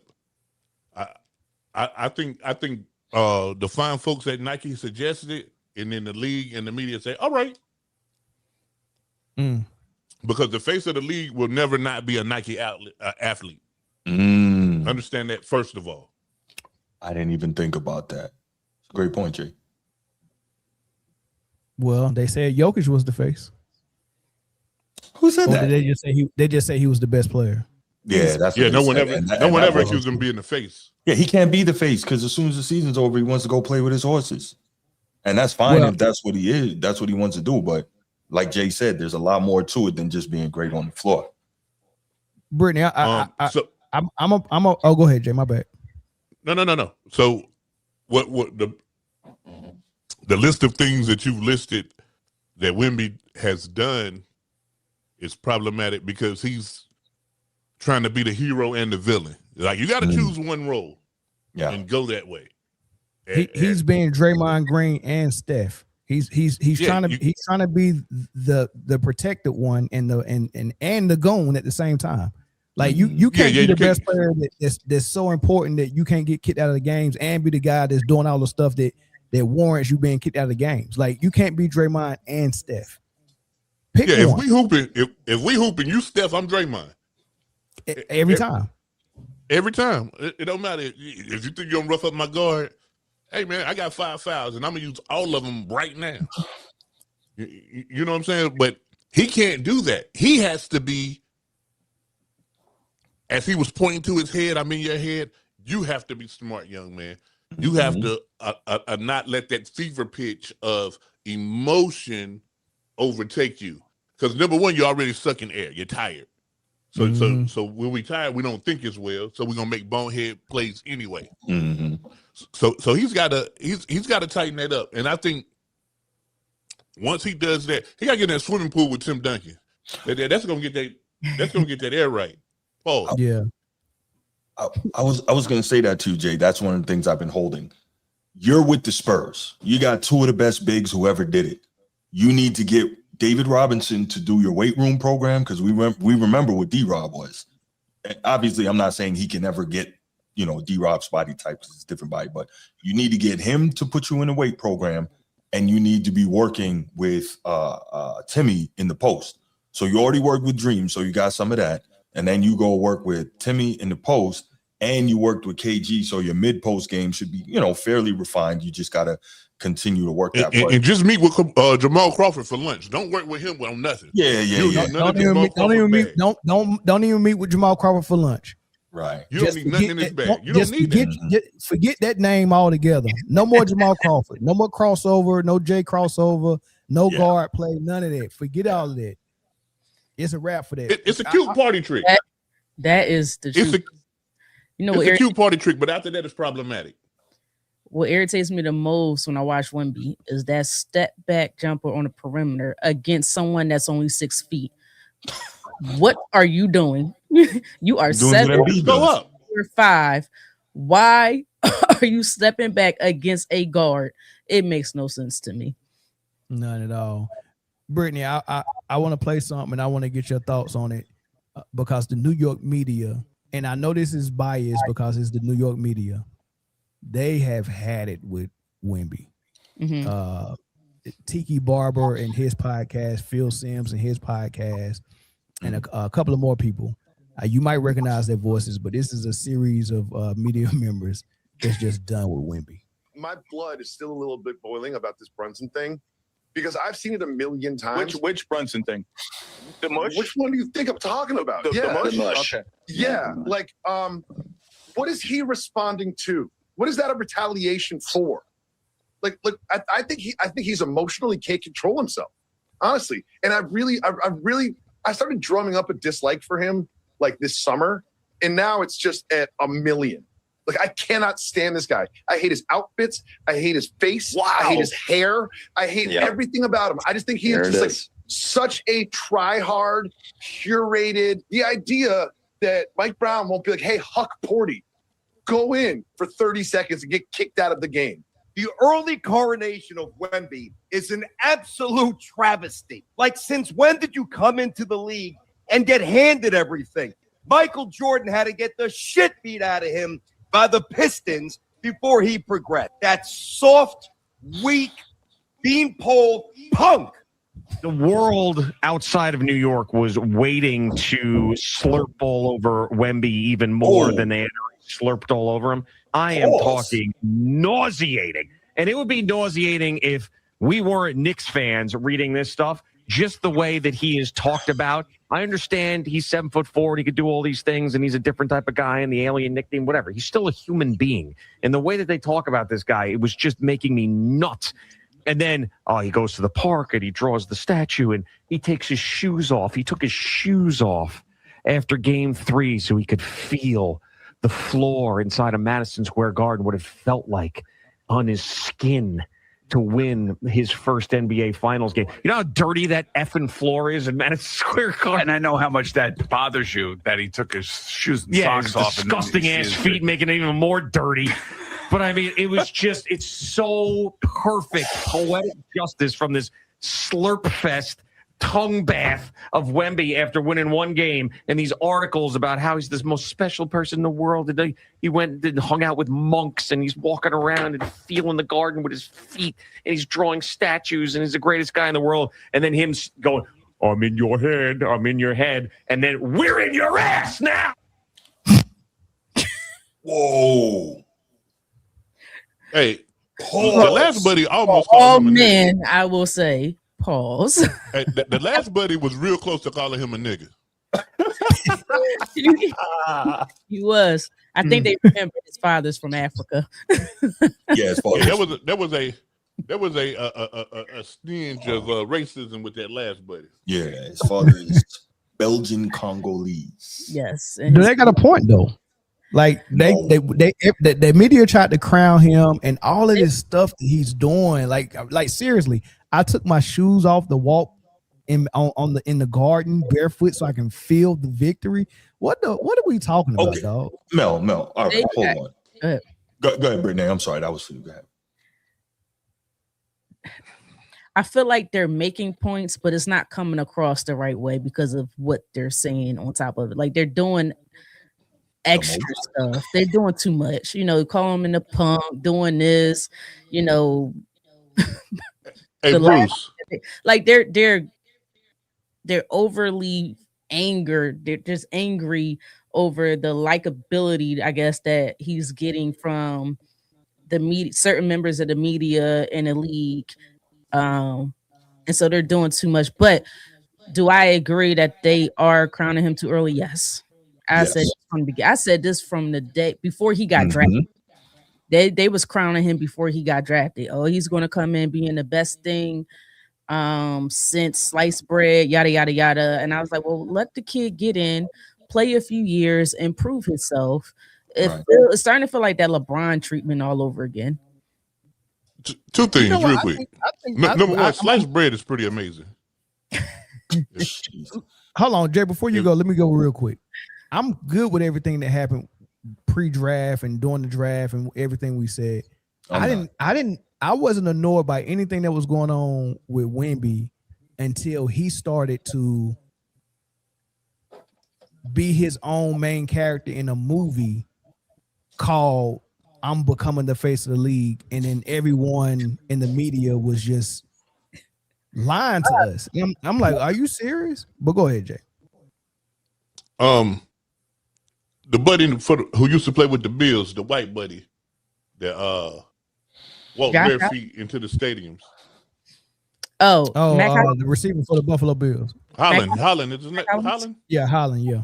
He's with the Patriots now, I think. Yeah. No one made a deal of his athlete foot having ass walking bare feet in stadiums. So yeah, it's a reason why though. There's a reason why. 2 reasons. Like I got it. Don't worry about it. Yeah, like that's his life. That's what he do. Wemby is offering to the media, hey, here's something else that y'all can glaze me over. I walked barefoot in Madison Square Garden after winning and getting my team to a 2-1 deficit. I'm just gonna sell. I walked it so I could feel the Madison Square Garden. Get out of here. Hey, listen. Are you a new villain for the Knicks? Yes, I'm a new villain, but I'm not on Trae Young's level. We're gonna criticize, man. If we're gonna criticize all the goofy shit he's gonna do, get ready. You ain't seen how goofy he can be.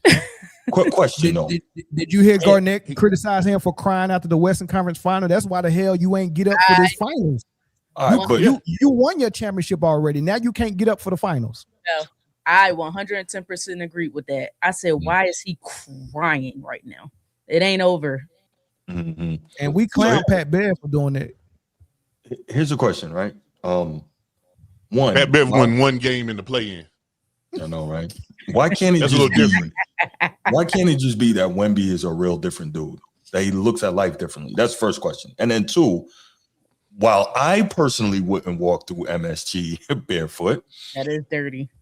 Right. But 1, we're acting like the dude can't go freaking take a shower and wash his feet. That's the first thing. But even beyond that, we always, not we, but many people talk about Madison Square Garden being the Mecca, right? The Mecca of basketball. We know all the elite, all-time great performances that have gone on there, right? Whether it's Dream in 94 or Reggie in 94 and 95 and Michael Jordan and Carmelo himself and Jalen Brunson, of course, all the LeBron, all the great players that have done amazing things in Madison Square Garden, right? So let's, again, I wouldn't, but let's theoretically say, not theoretically, let's say Wemby, being the different type of cat that he is, literally may be saying, yo, I really want to feel that. Now, maybe some other people...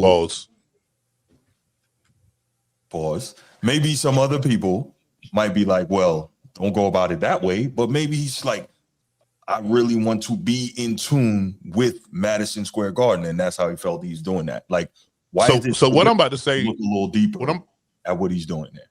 And I'm not saying y'all, but I'm saying like these 2 clowns that are getting all super emotional and acting crazy on the radio.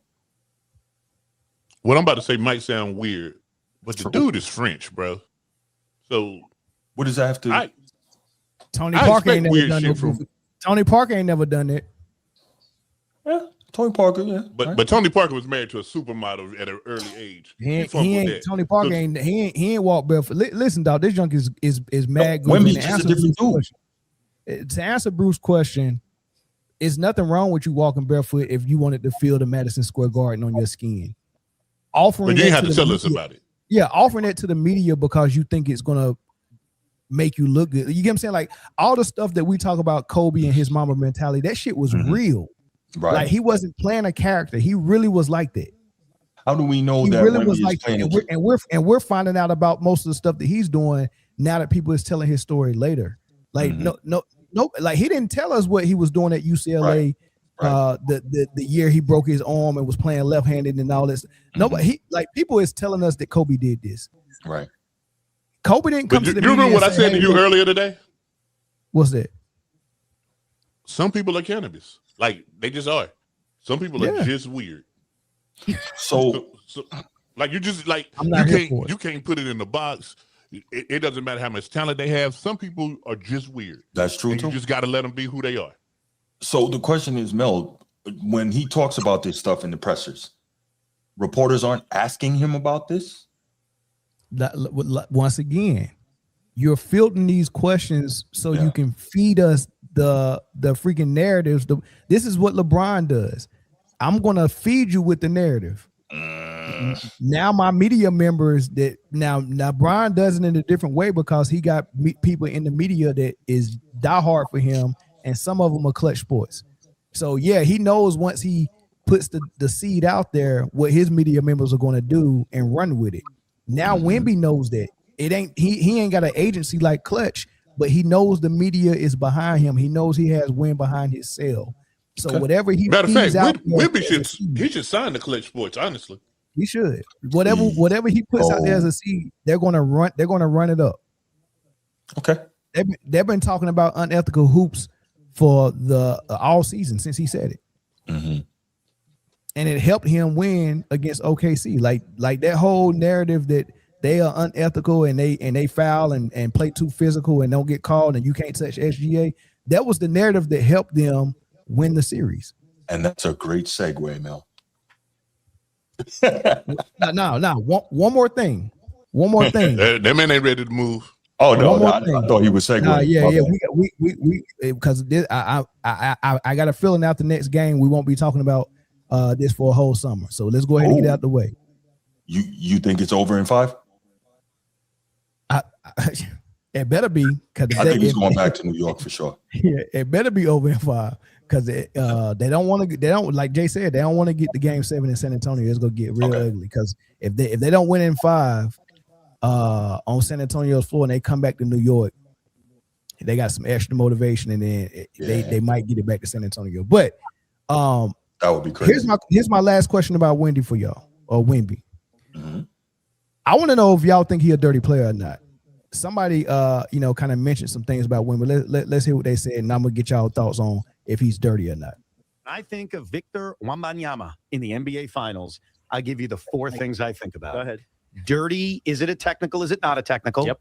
He's a dirty player. He is. There's no doubt about it any longer. So I think of dirty or not dirty with Wemby. He is. I think of the pass off his teammate's ass. I think of missing a game-winning shot in game 2. And now I think of the free throws after he's taunting Mitch and saying, I'm in your head. Meanwhile, based on you choking down the stretch, it looks like the garden's in your head. Right. So as great of a player as he is, that's what I think of when I think of Wemby in the NBA Finals. I think of all of these kind of negative thoughts. I just want to know, was he talking like this about LeBron? But go ahead. Is he dirty? No. Okay. Why? Because I come from an era where this was just basketball. This was just. Is Draymond Green dirty? Yes. Okay. I don't think Wemby's Draymond. I've seen a lot of Draymond Green plays. Did you see the play where he tried to kick OG in the knee?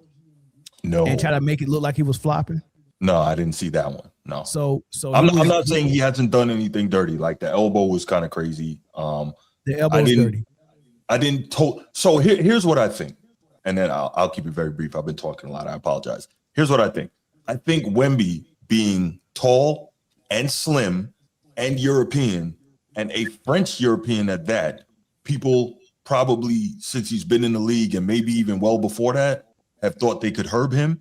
And I think he's deliberately trying to show that he's not going to tolerate it. That's my thought. I just leave by being dirty? No, not by being dirty, by being tough, by being physical. That's not tough, though. That's not tough. That's dirty. I don't. You could say that. You could make the same argument for Draymond. By you being 6'8" and having to defend the 4 and the 5 and the 3, and people, you got a perfect excuse to go out there and be dirty because you're showing people that you're tough. But dirty's tough, man. Dirty's a big word. Y'all not ready to give it to him yet. Yeah, I wouldn't call him. I would have to I see wouldn't more call of him that. dirty, but I'd say he needs some soap. It's some shit he need to clean Absolutely. up. Absolutely. That's funny. It's some behaviors he need to clean up. I wouldn't call him dirty, I don't think he's dirty. but it's some shit he got to clean up. Like, what does he got to do to be dirty though? He got to stomp on somebody's chest. Since you brought up Draymond, he got to kick multiple people in the nuts. I mean, that Knock out his teammate for no reason. Okay, I'm sorry. Look, pull up the play when he tried to stump OG's knee. He missed it. He barely missed it. I mean, that Brunson situation was kind of crazy too. Yeah, I'm gonna say he's I'm gonna say he's Grayson Allen-esque. I think Yeah. I'm with you, Mel. I'm not ready to just flat out call him dirty. Still a young player, he's still learning, but he definitely has some dirty tendencies right now. Nah, for real. So You wouldn't like, hit it wrong. for instance, Whoa. what'd you say? Hmm? What the heck did you just say? What the? I'm sorry. You Wow. wouldn't what? He needs some penicillin. That's all. What the hell? Keep going. But, like I didn't, and I knew something was off against. I think it was OKC when he sent his I don't want to call them goons, but when he sent his goons in there to try to take out, I think it was Eric McCain and a couple other guys. Like he whispered to him, and next thing you know, they go in foul. What's the name? And it was a hard foul, and I'm like, all right, hold on. Yep. And now it's just continuing throughout the playoffs. So he's getting there. And to me, to be a superstar, you shouldn't be playing that way. You shouldn't need to play that way. That's not how superstars should be. And the crazy thing about I knew I wasn't tripping. The focus is crazy going thing to change. right. What And happened? the fact that you said that, Britne, the crazy thing about it is when you play dirty like that, you run the risk of getting texts and getting thrown out of games and getting suspensions. Right. But when you're Draymond Green, you can afford it because I'm protecting Steph when I do stuff. I'm protecting Clay when I do this. So if I get suspended, it might not be that bad of a thing because I sent my message out there. But the horrible part about Wemby doing it is the NBA don't want to suspend you. And I think that's too convenient where you be like, I can get away with this stuff because they don't want to suspend me because I'm an attraction. Right. Like that's just like if Steph just went around being dirty, knowing that the NBA don't want to suspend him. I think that is cowardly. You saw when he tried to hit him in the knee. That looked bad. It looked bad, and you know everybody say, "Oh, the camera angle is bad." He was way behind his leg. Like he got pushed a little bit in the back, but it shouldn't have caused that. Yeah, he hit him on the calf. He grazed his calf. You can see his calf move a little bit. His leg moved a little bit, so he almost got that knee. But that's the same flop that Draymond did when he smacked Yusuf Nurkic in the face, and he tried to make it look like he was failing because he was trying to come set a screen, and somebody was holding him. So he flopped like a fish, but purposely hit Nurkic in the face. That's what Wemby just did. He was coming to set a screen on OG. He was being held a little bit, so he flopped and jumped, and he jumped right into his knee almost. And I think that was purpose. Because after that play, he went to complain because that was a final play before the quarter was over. After that play, he went right to the refs to complain about being held. So I knew he was frustrated, and I think that was out of frustration. He was going after that man's knee. I think with me, and it didn't look good. Maybe it's because when I think of dirty, what immediately comes to my head is like Lambert. Like that's dirty. You know what I'm saying? Like I don't think he's that. Like I get what you're pointing towards, Mel. I don't see dirty. I think on the getting real close to that line, but I don't see dirty yet. That boy dirty. Yeah. Well, I mean, I don't think it's odd because we say we don't want to say it yet. There's nothing wrong with that. It's just if you think he's dirty, then that's fine. But I think for us, I mean, we'll see. We'll see what happens. But he does things that, and I watched the game, he shouldn't be doing. Like for some reason, they just allowed it last series too. When they're coming off of the I guess not the baseline, but the side 3-point line, and they just drop their shoulder and run the defender over. They did. I it. hate that. I'm like, that's a charge. That is a charge. So they gotta call it. You can't drop your shoulder and run into the defender. It's not football. Right. Mel, are you cool with Alvarado trying to freaking tackle Wemby?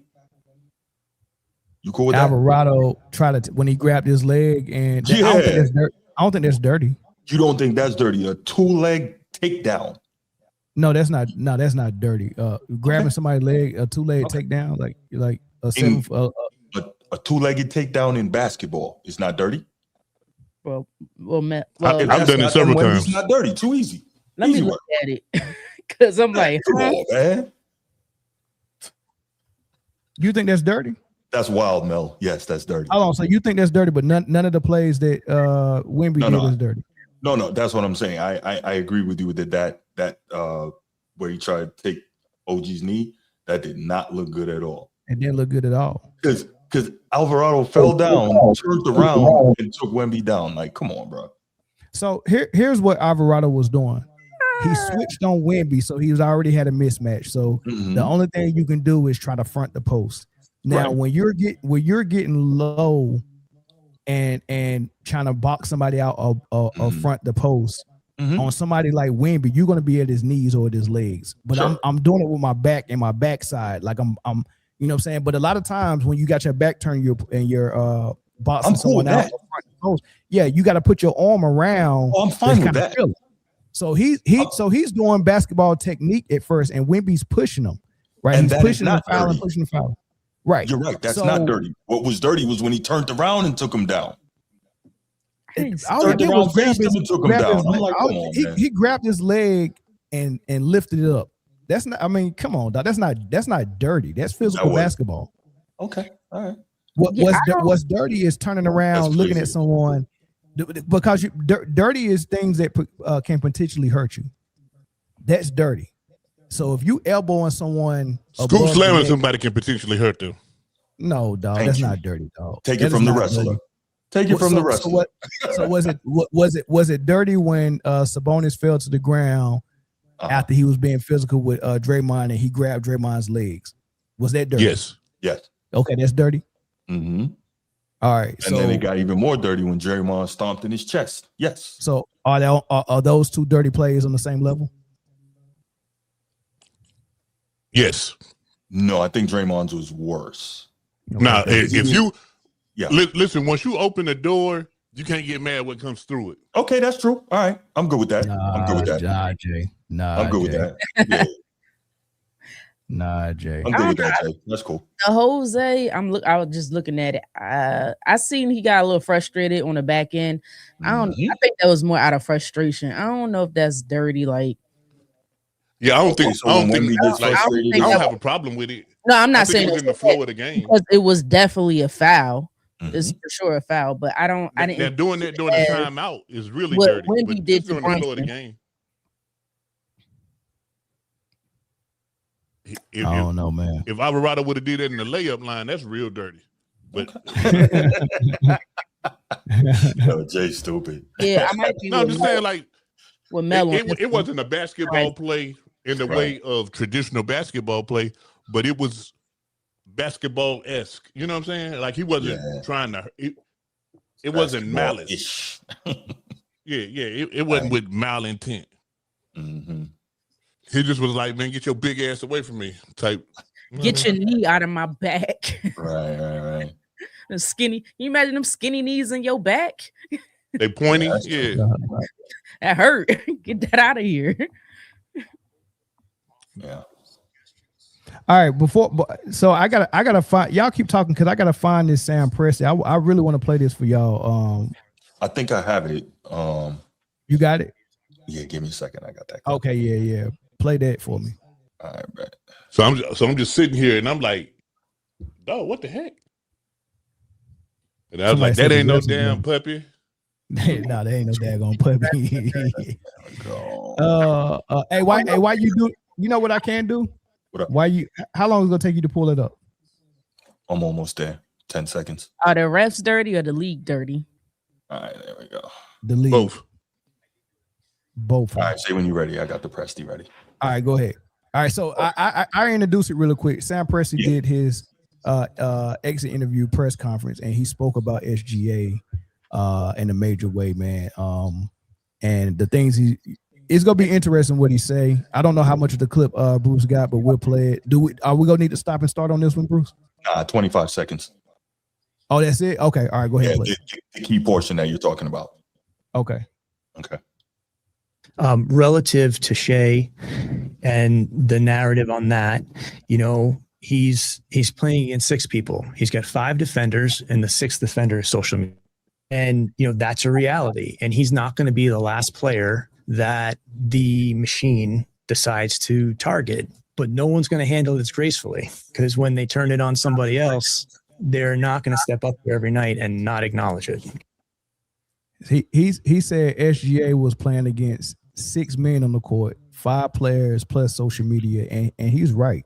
So I made a little graphic to kind of explain what really happened. And if you look at it, all 4 corners, you got NBA media, you got social media, you got Adam Silver, you got Spurs, and you got SGA in the middle. And everything that was going on was you had the Spurs started this narrative about the Thunder and SGA in the middle of the season with unethical hoops, which is what Wemby said that SGA was playing. So they was already on this foul bait and foul merchant thing, pushing that narrative out, and also saying that the Thunder play too physical and they don't get called for no fouls. So that was there, but it picked up steam in the playoffs, and the media and the fans really took a hold of it and talked about everything that SGA was doing to get to the free throw line, whether he fell to the ground, whether he flopped, whether he foul baited, whatever the case may be. And then they also said that the Thunder play a brand of defense that that nobody else in the league can play except them, and the NBA is letting them get away with it. So that type of pressure was being put on Adam Silver, where you would hear people like Chris Bouchard, Nick Wright, Jay Will, Mike Wilbon was actually pleading with Adam Silver, saying you cannot let the Thunder win again because you're gonna save basketball if the Spurs beat them, because everyone's gonna want to flop if the Thunder win again. They was begging Adam Silver, do something about this. Don't let SGA get free throws. Don't let the Thunder play physical defense, and don't let the Thunder win because it's not gonna be good for basketball. They kept saying that every single game, and you started to see it play out and how the officials was calling the game, and it turned into, I mean, it still went 7, but you know the results. Is there any validity to what Sam Presti was saying about SGA having to play against that type of force that was going off the court? Yes. I know I had people sending me tweets and clips after every game of what SGA was supposedly doing, right? And I do admit that some of it did look bad, right? When you watch the game, some of it really did look bad, like excessive hitting the ground where at times there just was no need for that. But to his point about the fight against social media, oh yeah, because I know I was getting inundated with that. Absolutely, he's got a point, and I think that really does affect the way people see it. We know how powerful a conditioner social media is. And I think we'd be fooling ourselves if we thought that the officials and the league didn't see that stuff too and weren't concerned about it, right? Because to your point, Mel, now all of a sudden guys are having difficulty, getting calls. And, obviously the officials don't want it to appear as if they are, they're on board with it. So I think the pendulum swung too far the other way. Jay, Britne. Shout out to Sam for sticking up for his guy. Mm-hmm. However, there's much to do about nothing. Mm-hmm. The Spurs beat them guys in the best of 7 game series because they scored more points in 4 out of the 7 games. Just what happened. You know what I'm saying? SGA is a phenomenal player. 2-time MVP, probably be MVP again next year. But injuries is what hurt that team more than a social media campaign. It's a cool story. I like what you did there. But yeah, if they're 2, and who should be their 3 was hurt. So, and then Chet didn't show up. So, it was a myriad of things. So, but I say all that to say it doesn't make, they don't need any wholesale changes. They don't need any changes. Just run it back and be healthy. Run it back and be healthy. So you mean to tell me all the things you named that was legit basketball things like injuries and all types of other things that happened. So you mean to tell me the OKC Thunder had their second best player hurt, that had their third highest scorer, AJ Mitchell, hurt. Then Chet didn't show up, and that series still. On top of the fact that social media and media forced Adam Silver and the refs to call the game in a way that was more winnable for the Spurs, and it still went 7. I mean, I don't know about social media forcing Adam Silver to do anything. I mean, that's a cool story, but everything that I said, yeah, it still went 7. No, they did. Did you not hear Will Bond and Jay Will say, Adam Silver, please don't let them win? I didn't hear them say exactly that. I did. I heard them. They literally said, Adam Silver, you can save basketball. You cannot let the Thunder get to the finals. If SGA wins again, you're gonna have kids in high school learning how to flop. I did hear that. And Jay Will got up and walked out. Like they went on first of all, this same Jay Will that was complaining about officiating, because when the game 7 came, he was fearful that the Thunder was going to win. So he went on First Take again and said, this game is not going to be about the basketball court. I fear that this is going to come down to the whistle and the refs. Like he literally said that on national TV, on the biggest ESPN network, in front of millions of people, instead of giving a professional commentary on what was going on, he elected to say this game 7 is going to come down to the refs. And he said, if the refs call it even, the Spurs will win.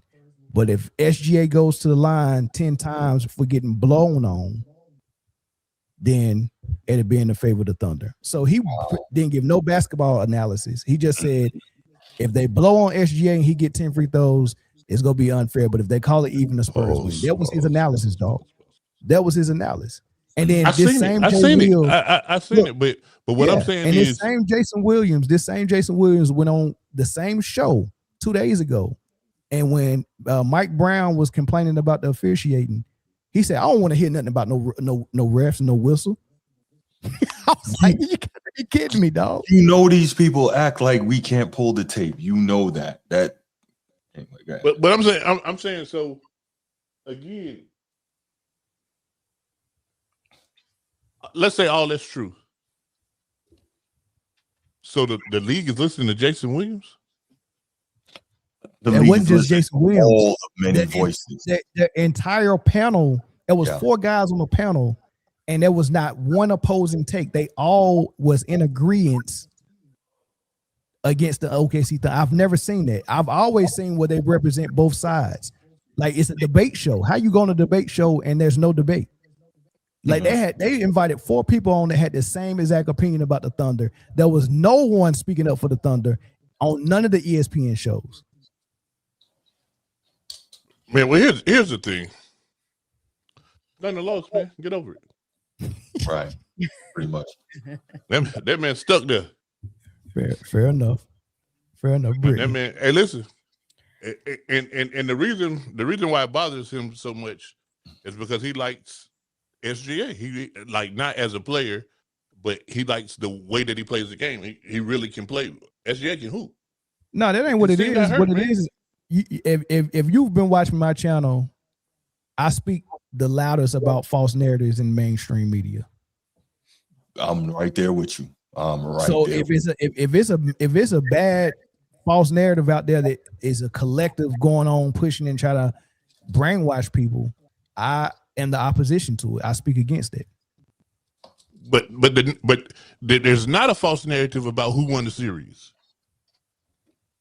That's a provable fact. San Antonio beat them.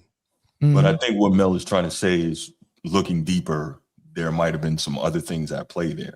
Did San Antonio? But guess what? Yeah, go ahead. If you look deeper, you got to look to next season because them motherfuckers ain't playing no more basketball this year. There's no question about that. You're 100% right. You're a wild dude, Jay. All right, we got one last topic we got to get into. It is actually WNBA, but I'm gonna read these super chats really quick. We're trying really hard in this era to blame third and fourth options for losses. We blaming BJ Armstrong now. Wow. Yeah. Blaming third and fourth options is wild. I truly believe the NBA. Yeah, you got to put it all on the star player.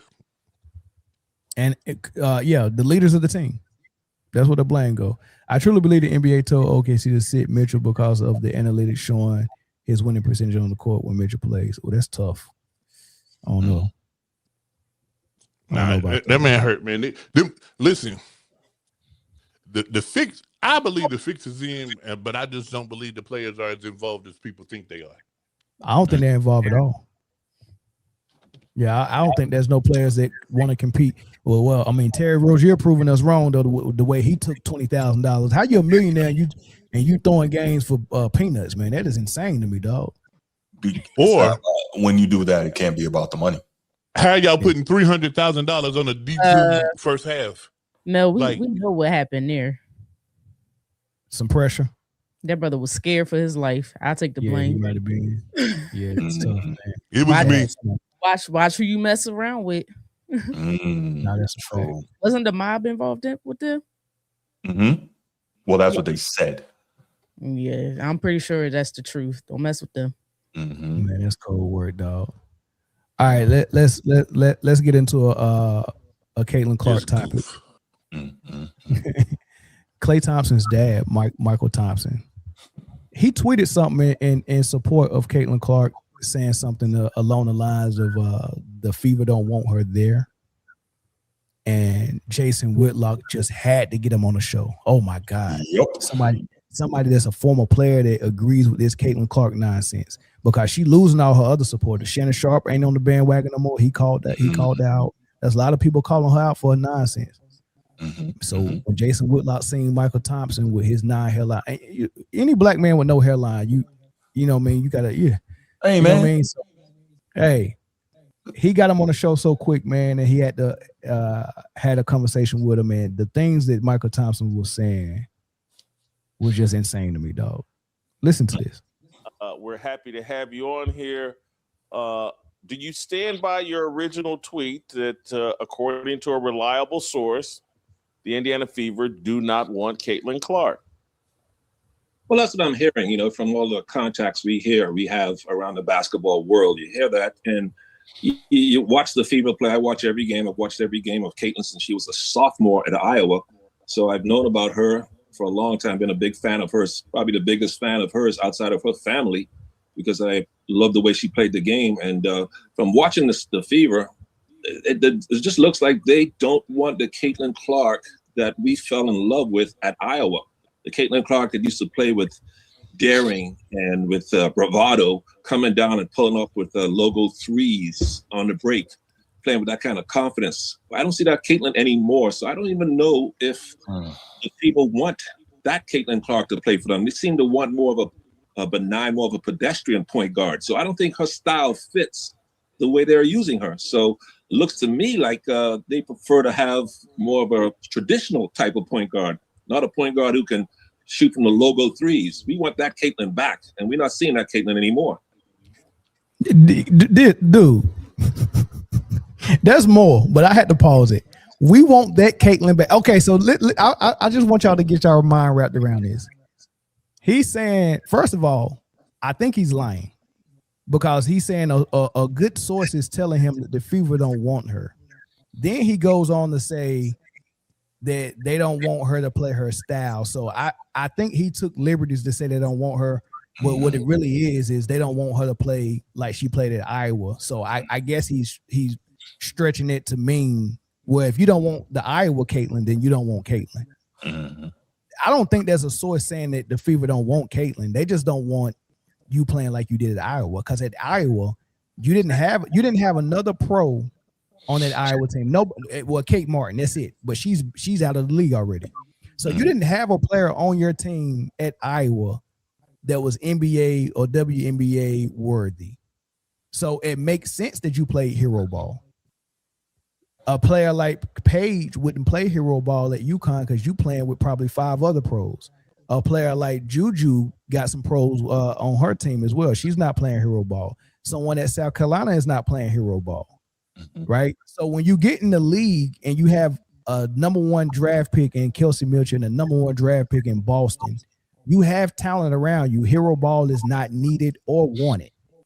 But he's saying we, as Caitlin fans, we want that same logo 3 shooting Iowa Caitlin Clark. Is that what I'm hearing? That's what you're hearing, Mel. It's disappointing, man. A pro athlete. Not just a pro. Look who he played with. Some of the all-time greats. Look who he played against. Some of the all-time. He knows better than what he's talking about right now. It's not good. I think Nike paid him, dog. Nike paid him. I'm gonna play the rest of this, and he's gonna mention some of those greats that you talk about, and he's gonna compare Caitlin to those greats. I'm like, dude, she's not the names you're talking about. University of Minnesota, and then of course in the NBA. Have you ever seen this before with such? Obviously, you played with Magic Johnson. You played in the era with Bird, Magic, Kareem. Have you ever seen this before where you have this transcendent superstar and they seem to have adopted a system that doesn't work for Caitlin Clark? Never seen this in any sport. It'd be like taking the serve away from Serena Williams. The coach telling her, no, I don't like that big serve you have. So let's have a more traditional serve, one that's not as hard and can't. It's like taking the bat out of Ohtani's hands and turning him to a single sitter. It's like taking the second best lineman in the history of football next to Ball State's Jason Whitlock's, the late great Larry Allen from the Cowboys, and turning him into a long snapper.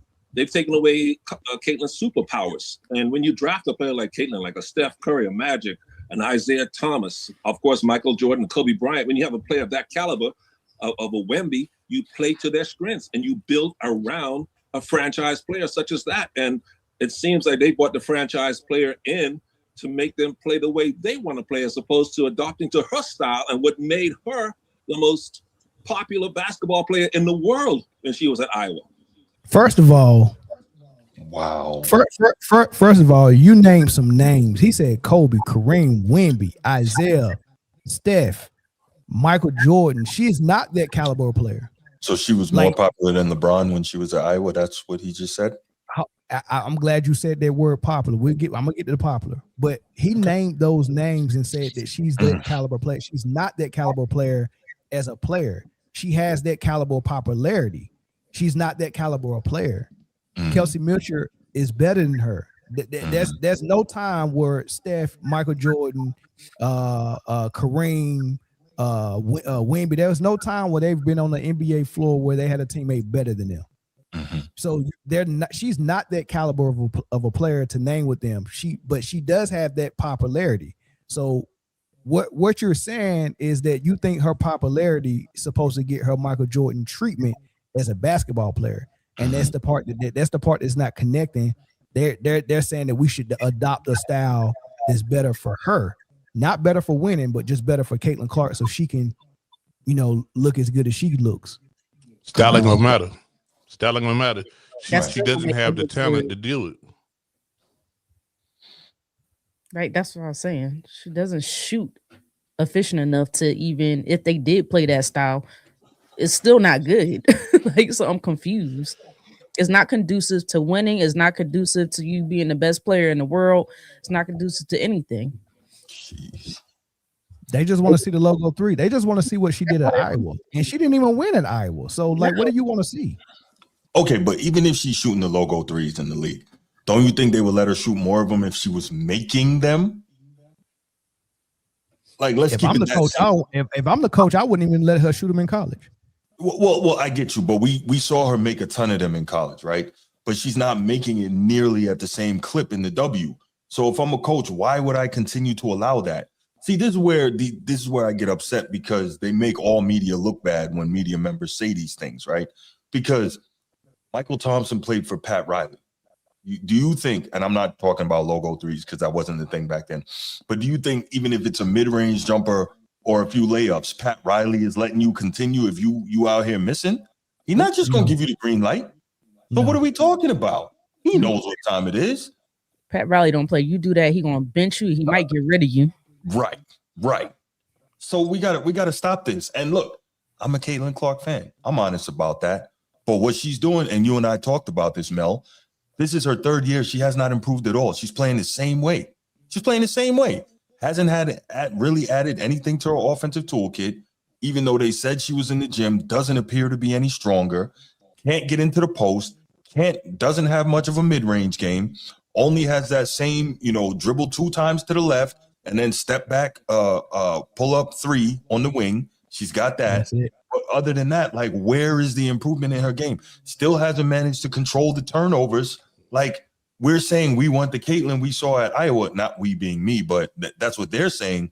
But she hasn't done enough to warrant being the Caitlin that you saw at Iowa.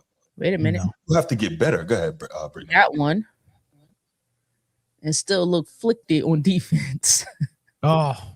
Well, she's actually given some effort this year, but she still sucks on defense. Still But she is giving effort, so I'll give a little bit of credit for that. She trash on defense. Hey, but hey, at least she's actually attempting to move her feet, unlike, anyway. And so it's the crazy thing about it, because they want this hype for Caitlin Clark to grow and grow, and they want everybody to participate in it. I was telling Jay the other day that this is, y'all remember that movie that Jim Carrey was in called The Truman Show? Yes. Everything is like it was a real live reality show, right? Pretty much that he didn't know about, right? So this man's entire life. So there was a show called it was a TV movie called The Truman Show. Jim Carrey played in it, and his entire life, the city he lived in were all paid actors. His mama, his daddy, his girlfriend, the milkman, the people on his job, the mailman, like everyone was a paid actor. There was cameras everywhere. He didn't know. His entire life was a script, and he was just walking around here willy-nilly not knowing, and then eventually he found out something wasn't right. But everyone was paid actors. His whole life was just scripted, and that's what it sounds like Michael Thompson and Caitlin Clark fans want. They want the Truman Show for Caitlin Clark. They want everyone around her, the front office, the coaches, the players, the opposition, the fans. They want all of us to pretend like she's the GOAT and the best player in the league, and just go along with it because she brings the most fans and she has the most popularity. So let's just pretend like she's something she's not, so we can garner all this attention and just everybody be good. Don't play defense on her. Back off of her. Let her shoot logo threes. The coaches put in the offense that's only for her and her stats. Like, we don't care about we'll figure that out. Just let Caitlin Clark come out here and do what she did at Iowa. Just dribble all around the court. Everyone just exists for her. Right. Let's just be here for Caitlin Clark. We don't care what y'all want to do. It's Caitlin Clark's world. Just do whatever the hell she want to do. And that's what they want.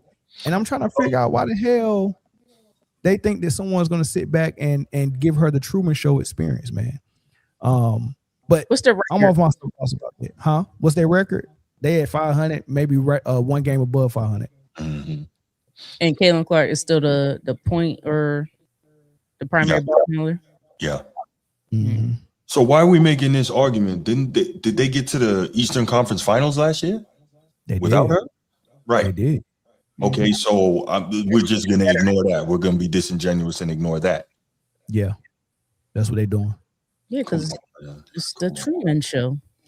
Come on, man. The fact of the matter is, if she was like that, she would play in whatever style they had her play, and she would be okay. That's a fact. That's a fact. There was this one guy, come out of the school down the road.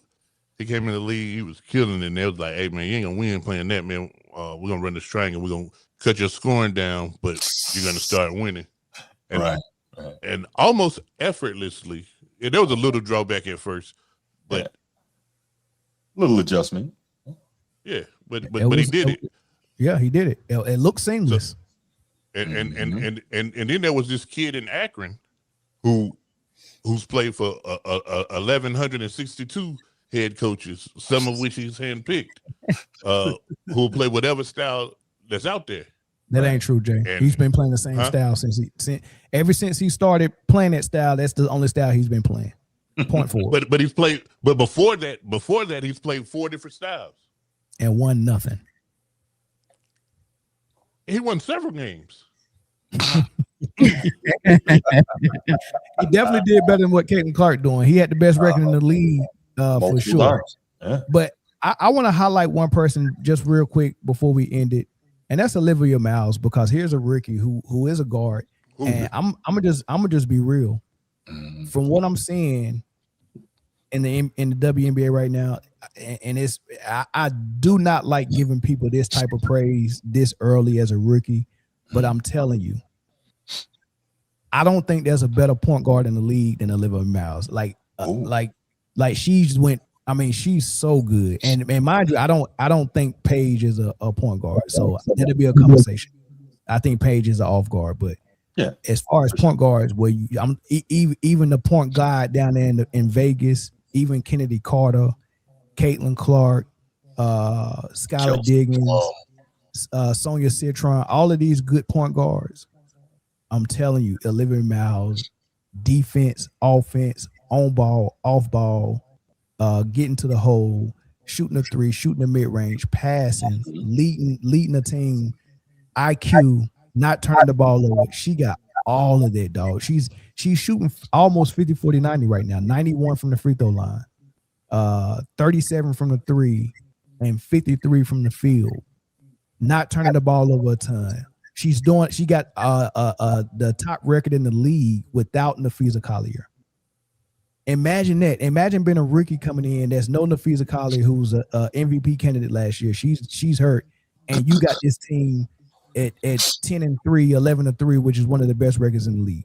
As a rookie, they just gave you the ball and said, "Run it." No Nafisa, and she's doing it. And oh man, dude, this girl is so good. I'm telling you, dog. Yo, she is nice, man. And here's Natasha Howard, who played for the Fever last year with Caitlin Clark. Here's a post game of her talking about. It's only 20 seconds long, but her talking about what it's like to play with Miles. And Tosh, I just want to ask you, like, playing with Liv, it looks like you're having a ton of fun out there. Just how much fun is this right now? It's really fun when you have a true point guard that understands the game, that reads the game very well before she even get the ball. It's easy. She make my job easy. I make her job easy. Thanks. And it's nice when you got a true point guard that understands the game. Was that a shot? It might be. And that was not no subliminal message. She said it. Yeah. So the floor is y'all for the next 3 minutes, and then we can end the show. I just want to hear y'all thoughts on that. I mean, she was with, you said, Caitlin Clark last year, right? Mm-hmm. I mean, you could kind of tell that, though. Like, I don't think the players are that fond of Caitlin Clark. I really don't. Throughout the league and some of her teammates, I never felt like they really rallied around her. And it could have been because of the overhyped and, and media just started disrespecting the other players for no reason. I don't know.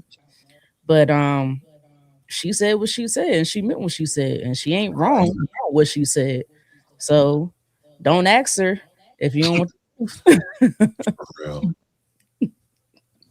Bruce?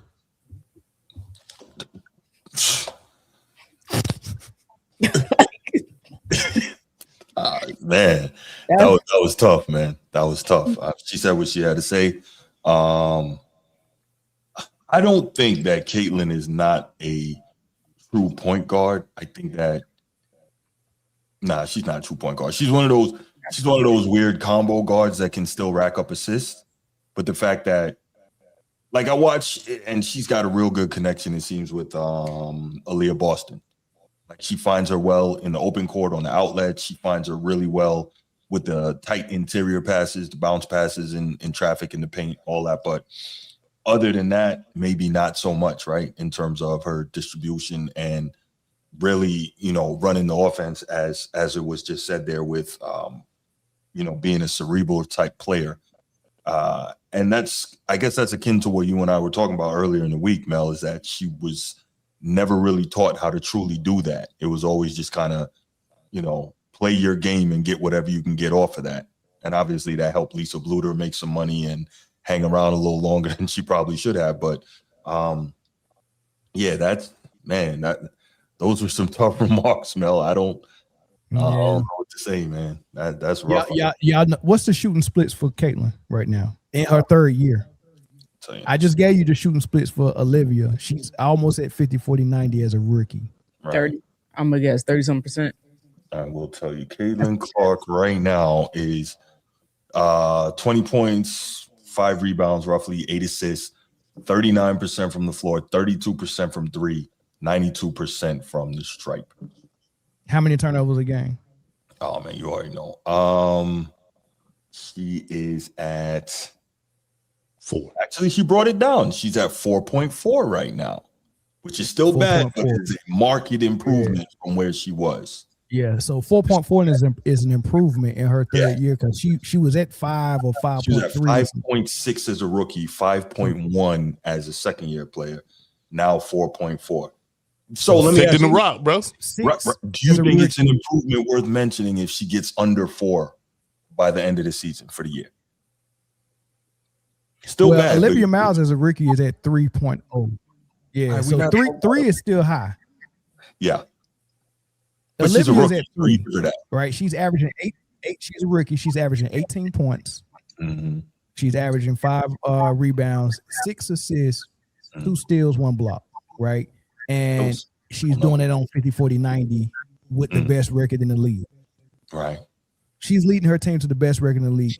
When Caitlin was a rookie, averaging numbers like this, and not having the best record in the league, that was horrible. They had her in the MVP conversation as a rookie. Y'all remember that? Yeah, I don't know how. Yeah, I remember though. But it's the name game. Yeah. That girl Sheetha, Caitlin Clark. That was crazy to say.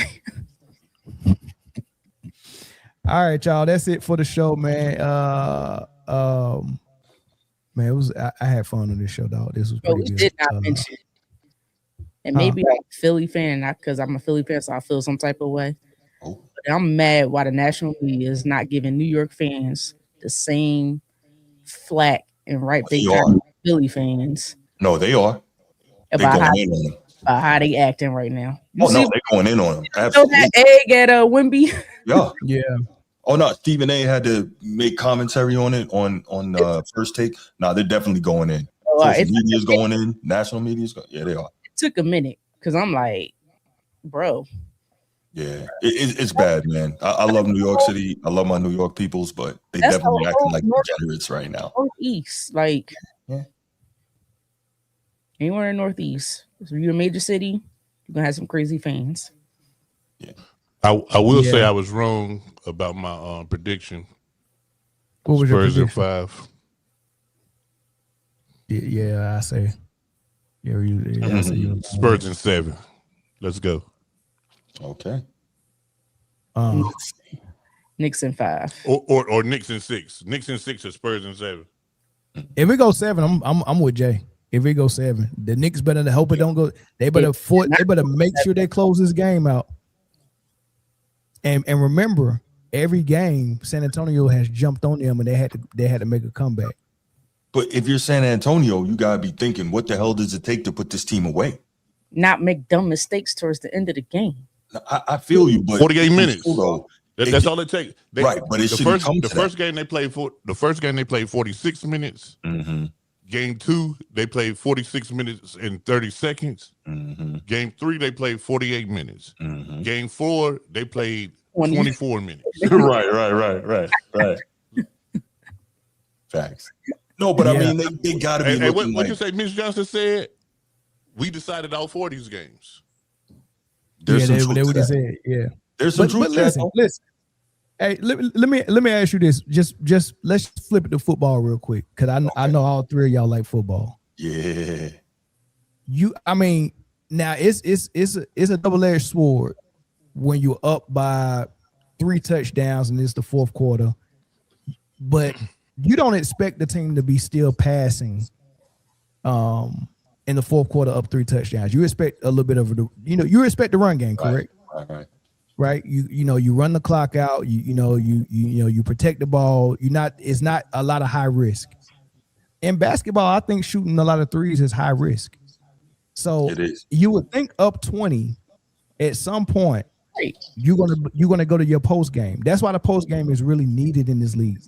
Everybody say, oh, in this era, the way the three go up, you're never really out of the game. Yeah, that's because nobody's clock managing and posting up. Like that's what the post game is for. We're up 20. Let's beat it up in the post. Let's go down low. They're not doing it. They're still shooting threes. Yes, I'm like, dude, you can't shoot threes for 4 straight quarters. You just can't. And not just the mid range disappeared. Where the heck is the mid range? Where's my jump stop? We don't get none of that. It's insane, man. So that's the problem with San Antonio. They was up 29 and came out was like, hey, let's keep shooting threes. And I got a 7-5 monster down low. And we're not feeding him at all. Well, I don't know about monster. Right. He's not that. Like, dude, I know how talented and skilled he is, but monster's like big and strong. He ain't that. No, not yet. Do you see his tip ends do you see his tip ends when he's down low for a missed shot? Yeah, but that's if you can get down here. You could push him out. He ain't the most physically strong guy. Yeah, you got to get down there first. Stupid. The monster down low, man. Oh my goodness. All right, y'all. Good show, man. And we'll be right back tomorrow with a post game reaction. Nah, for sure. If the Spurs and then football win. season is coming up, man. So I mean, for all y'all football heads out there, finally it's coming. But World Cup between now and then. Oh, Bruce, why you gotta remind me? I gotta do all that traffic. Matter of fact, USA playing right now. Damn it. I think it's over. Oh, it's over? I think they're in LA. 2-0. What was the score? 3-3. Okay. 3-0. 3-1. 3-0. Like I call it 0-0. When's the Women's World Cup? It's 3-1 right now. Is Women's World Cup next year or in a couple years? Yes, it's next year. Next year? Okay. I'm always more interested in women's. They usually win. No disrespect to the men. Yo, you terrible. Somebody just texted me and said the Knicks made comebacks against teams that had 20-point leads but continue to shoot threes. That's a good thing to point out. But all right, man, let's get out of here, y'all. I done held y'all hostage too long, man. I was supposed to stop at 2 hours, but we stayed on that Wemby a little bit too long. But I appreciate everybody. Hush, Britne. I appreciate everybody, man. We'll catch you on the next stream, man. Peace.